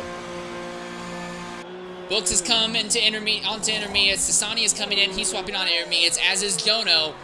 And the next driver is Mufasa. He's going to come in and put intermediates on as well. Very good dual stacking on the Williams team. We're going to see Fratters coming in to put some intermediates on, I imagine.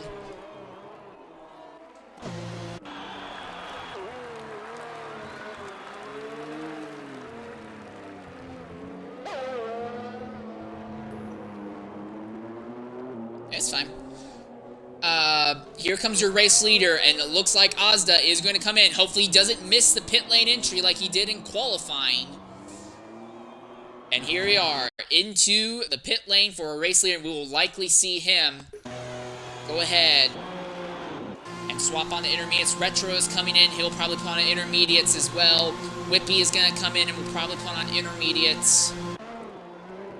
Mr. Anderson, the other Ferrari driver, is coming in. So it looks like the entire field is going to come in and put on intermediates. The big beneficiary out of all this is going to be, I believe, Books, because he was the very first driver to put on intermediates. And one moment, let me break in here. Boothie in the wall! Coolie Boothie Boy is stopped in the middle of the track on Sector 1. Not quite sure what's going on here. Boothie has just destroyed his car. His car is nosing to the wall and is completely stuck.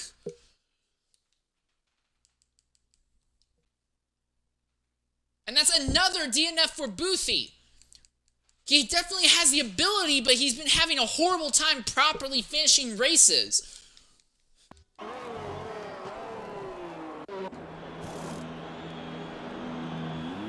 And Coolie Boy into the wall and around. Somebody's in the wall. Not sure what's going on with Coolie Boy here.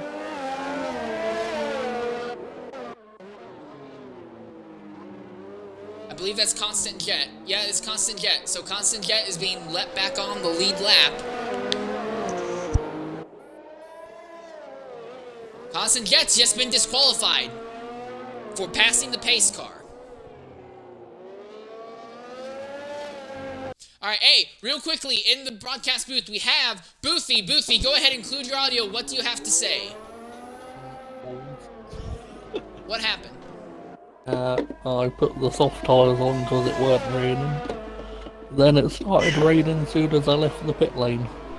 And then I slid into the barrier. At about 2 miles an hour. And it killed the car. Well, it's an absolute shame to see because it looked like you might have been on point to finally finish the race, and it's a shame to see you get knocked out. Yeah, it's not good. Fairly annoying. Yeah. Shame to see, Boothie. Alright, so now we're getting some conflicting reports regarding Constant Jet. First, the game told us he was disqualified. Then he wasn't disqualified. Now he has to serve a drive-thru penalty for falling to back. But now he's not serving the drive-thru penalty because we're still under the safety car. So I don't know if Constant Jet is still properly racing with us or not. But the entire field has now transitioned onto the intermediate tires, and unlike in qualifying session 3 where the track still looked kind of dry, now the track absolutely looked soaked across the entire circuit. It's going to be a long time before the entire field properly gathers up as well. Tassani and Constant Jet are still in Sector 1 while the leaders are in Sector 1, so we're going to be under a long safety car here. And I just want to jump back here real quick to P17. We're seeing some very erratic driving here from Cooley Boy. I'm wondering if he's not having some type of mechanical issue here as he struggles to come back into the pits here. It's not been a good run for Cooley Boy whatsoever. Alright, we're getting word that the rain on the radar is anticipated to leave the circuit and might start drying up in about 10 minutes or so. So in that case, it will be very interesting because we'll have worn intermediate tires on everybody on the circuit if the rain starts going away and the track dries up quickly. So this just continues to get weirder and weirder. Tassani has gotten to the wall again.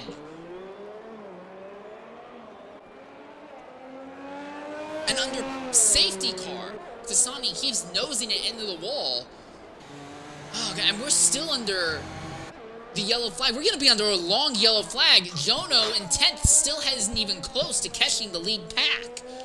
I'm just going to say this right now. There is a chance that if the rain really leaves as soon as we're anticipating, the rain may be gone by the time we go back to green.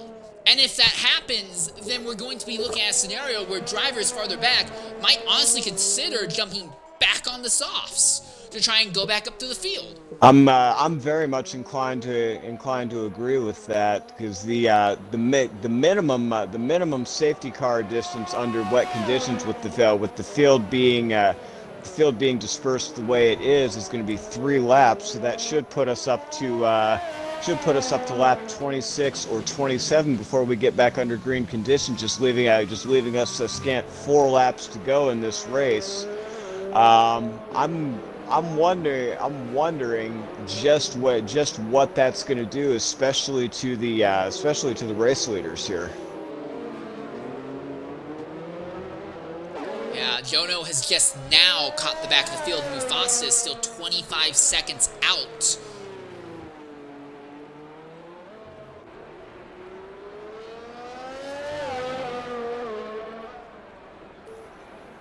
I think the rain is still on and pretty solid, and the track seems pretty soaked, so I have to say, I don't know how soon the track will or will not dry out on the primary racing line. Oh, and Mufasa has just spun it! Mufasa has just spun the car in the second to last corner. And brings it around again. So now it's going to be even longer before the field is properly gathered up. Mufasa's coming into the pits to fix and replace that front wing, and Fratters misses pit lane entrance altogether, and he keeps going. I wonder if Fratters was actually even trying to catch the back of the field. But yeah. This race has just been absolutely devastating for this field today. The crazy thing is, like, we've seen a lot of crazy stuff happen, but we've only had 2 DNFs. But we've seen so many instances across the entire field, many of them just driver caused.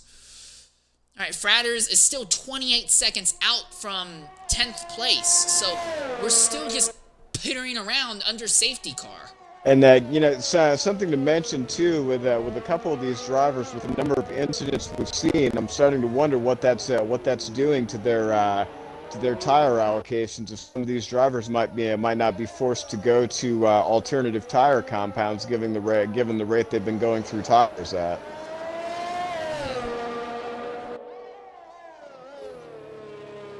You make a very, very good point there. Safety car in this lap. Fratters, Gusty, and everyone else hasn't even properly caught up to the back end of the field, but apparently race control has had enough. They're going to go green irregardless. So only the top 10 will be properly gathered when we come to the green flag here. Actually, I'll take it back. Top 11. I think Fratters will just catch the back of the field when they come to the green. So that's, just barely. That's kind of, to coin a figure of speech, the back end has kind of really screwed the pooch on this one, seems like. Yeah. And for Constant Jet, he'll be in a unique scenario because Constant Jet needs to serve a drive-through. So although he'll have clean track, and he's not going to lose a lot of time on circuit, he is compared to drivers directly around him, because there's no one directly around him, and he is more than likely going to, by default, fall to 15th position. And Constant Jet and Cooley Boys still both having drive-through penalties to serve, which cannot be served under the safety car. So that's just absolutely devastating for them. And we are back green. All right.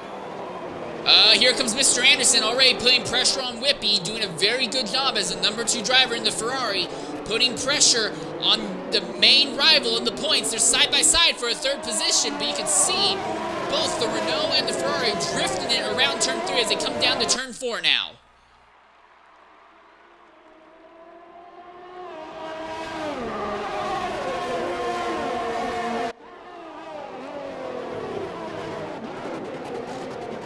Yono has just gotten by Dave Ewart and is looking to make a move on Scholl potentially because Scholl did not have a good exit. Here comes Fratters though. Not Fratters. Oh, look at Dave. Dave makes an overtake back on Gusty, but mistimes it, and Gusty's going to hold on to 10th for the moment.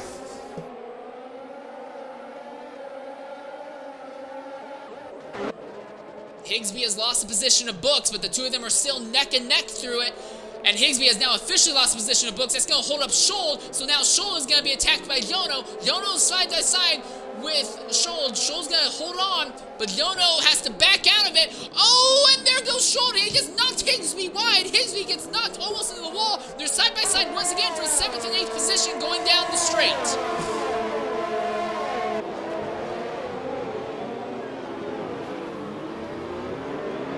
A little bit of a lockup there by Mufasa as he transitions through Sector 2. Oh, and Scholl ran really wide. He's going to lose position to Higsby. He's going to lose position to Yono now. Oh, and Gusty just locked up, and he almost goes right to the back of Scholl. And now Dave Ewart is there. There's nowhere for him to go as the 2 drivers ahead are just slipping and sliding all over the place.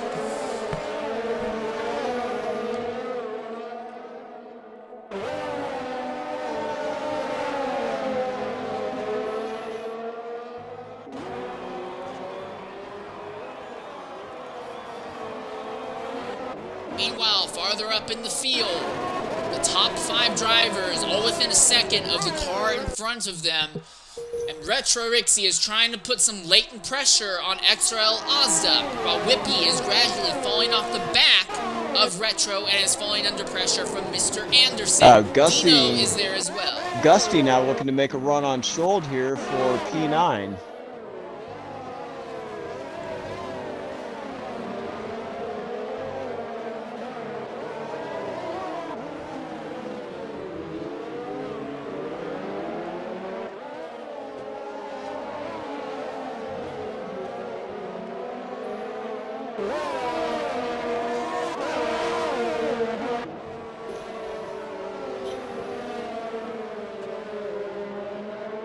Ladies and gentlemen, this race is just getting more and more interesting as we come into the closing stages. Now just 4 laps to go.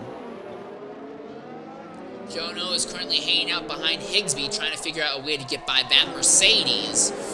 Books is in a nice position. He's caught the back end of the lead group of cars. And Whippy is also in a good position. I didn't realize this, but Whippy has no time penalties. Everyone around him does have a time penalty. So Whippy could still walk out of here with this race win if he just hangs out in 3rd and keeps Ozda in his view.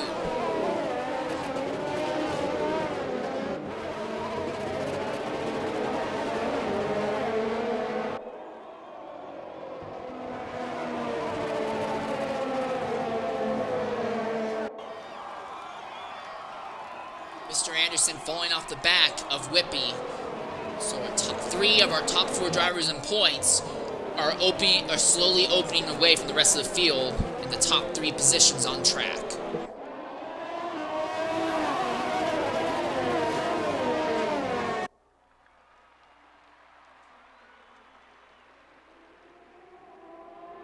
Dave Ewart attempting to close on Gusty here to possibly get a move done.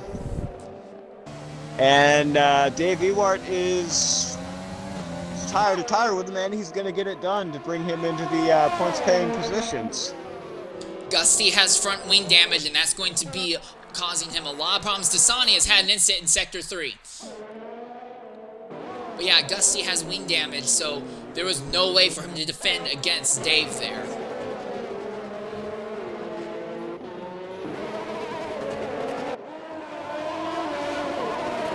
So kind of briefly, I'm not monitoring the back of the field primarily, but briefly jumping up to the front of the... Retro just got by Ozda! Ozda made a mistake and Retro has just slipped by him! That, however, is going to open the door for Whippy, considering the amount of time penalties that Rixie and Asta have. So I think I may have called it earlier as Whippy being the race winner with 3 laps to go. If he can keep himself out of trouble, I think Whippy may come away with the win here today. Retro has time penalties real quickly as we swap from tire to time penalties. Retro has 6 seconds worth of time penalties. So as it stands, and Ozzy now has 6 seconds worth of time penalties as well. And he hits the wall. I think, ladies and gentlemen, I think that may have just cemented Whippy as the race winner if he can just keep himself out of trouble for these last 3 laps. Well, Mr. Anderson is right behind Whippy and putting some incredible pressure on the Renault right now. If he can get alongside the Renault, it could cough the race sideways for him.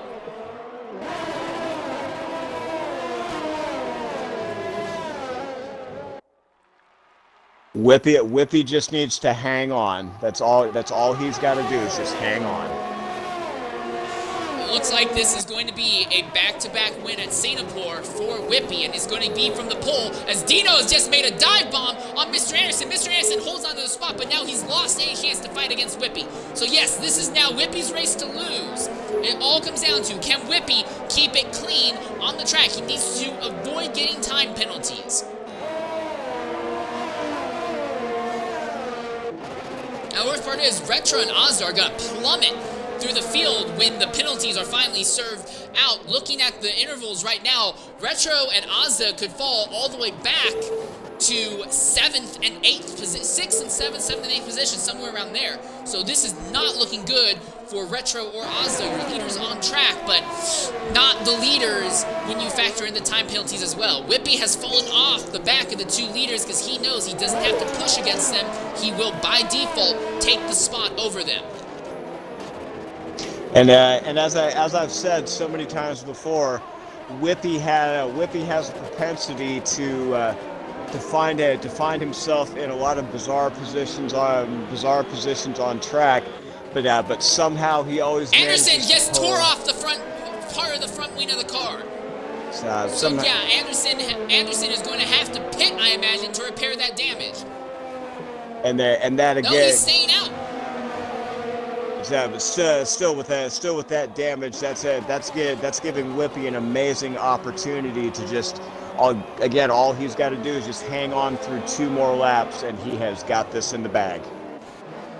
Whippy is now putting some pressure on Ozda for the 2nd position as Retro Rixie is walking away with this race win.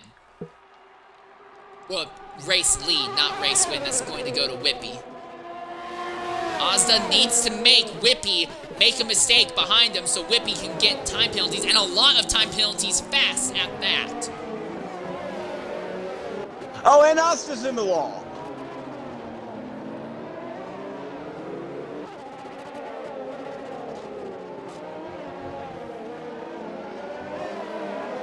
But this is holding up Whippy. Whippy is not able to get in front of Ozda very well. You can see the Ferrari skittering across the track. Whippy might not win this race because he's being held up by Ozda, and Retro will be able to outrun potentially his time penalty.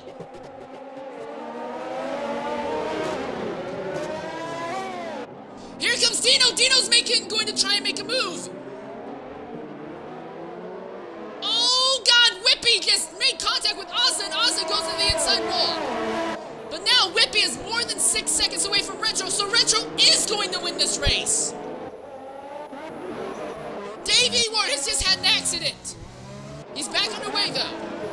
but Ozza is now plummeting through the field with that wing damage.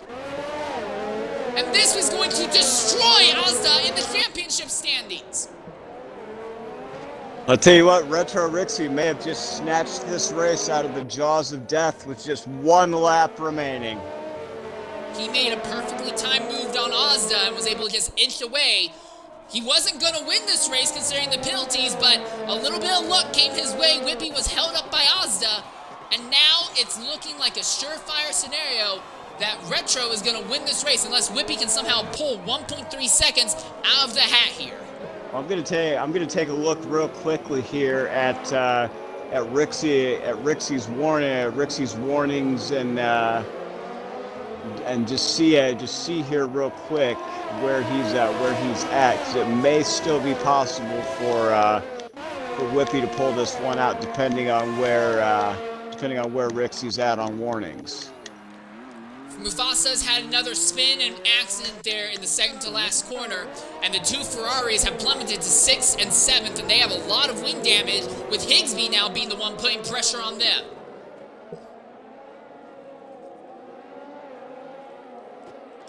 And Schold is closed in on this battle as well, and Schold has no time penalties, so he's going to end up ahead of these drivers ahead by default of just staying clean. One more warning for Rixie will end his chance by less than a second. So it's just a matter of which driver wants this more.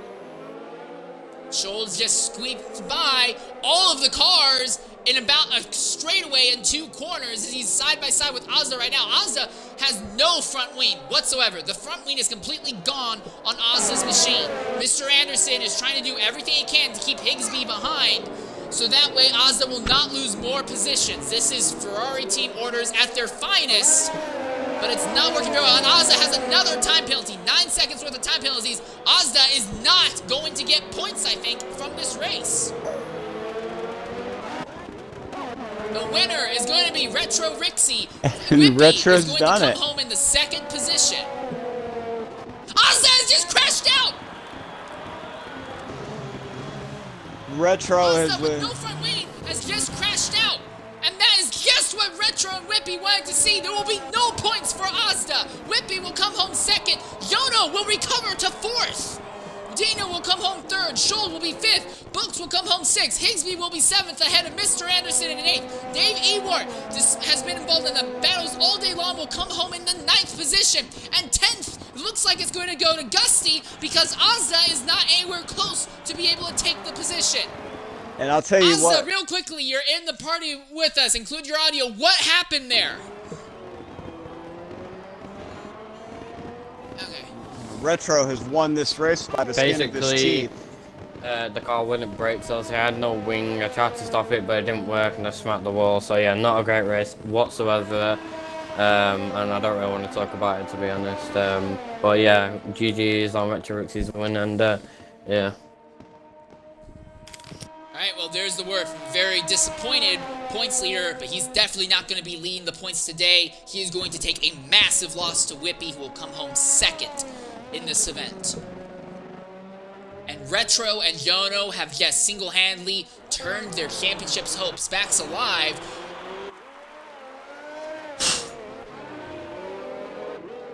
Fratters just got another time penalty while they're still just trying to get to the line. Also, credit due to Tassani. Tassani is going to finish this race with no time penalties as well, so good job on his part. I'll tell you what, just absolutely amazing turn of events here today at Singapore. Fratters has crashed in the last corner. Coming to the line, Fratters crashed in the last corner.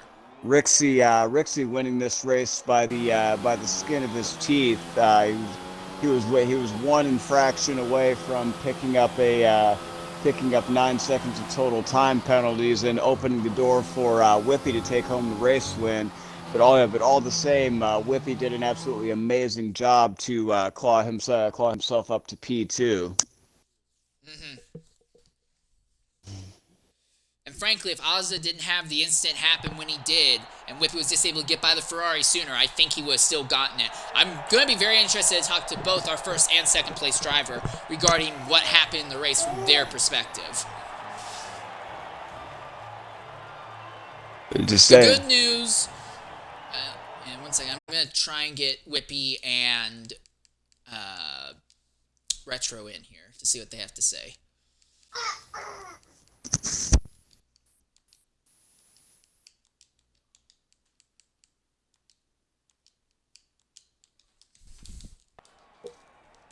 All right, and there's your final end results. Also, credit to Mufasa, fastest lap of the day. But coming into the party right now is your race winner, Retro Rixie. Retro, a victory at the last second, basically, for you. How the heck did you pull that off?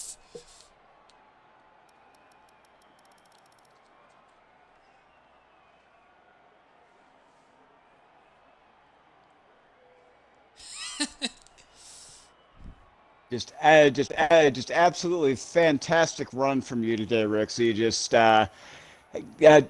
knowing that you were one infraction away from picking up an additional time penalty and almost handing the race to Whippy. What was going through your head in these closing laps?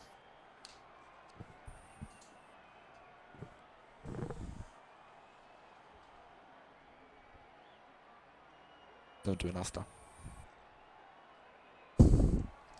Well, Retro, I have a little bit more good news for you, and this goes to Whippy also. The points leader, Asda, crashed out on the last lap with just 5 corners to go and will earn no points from this event.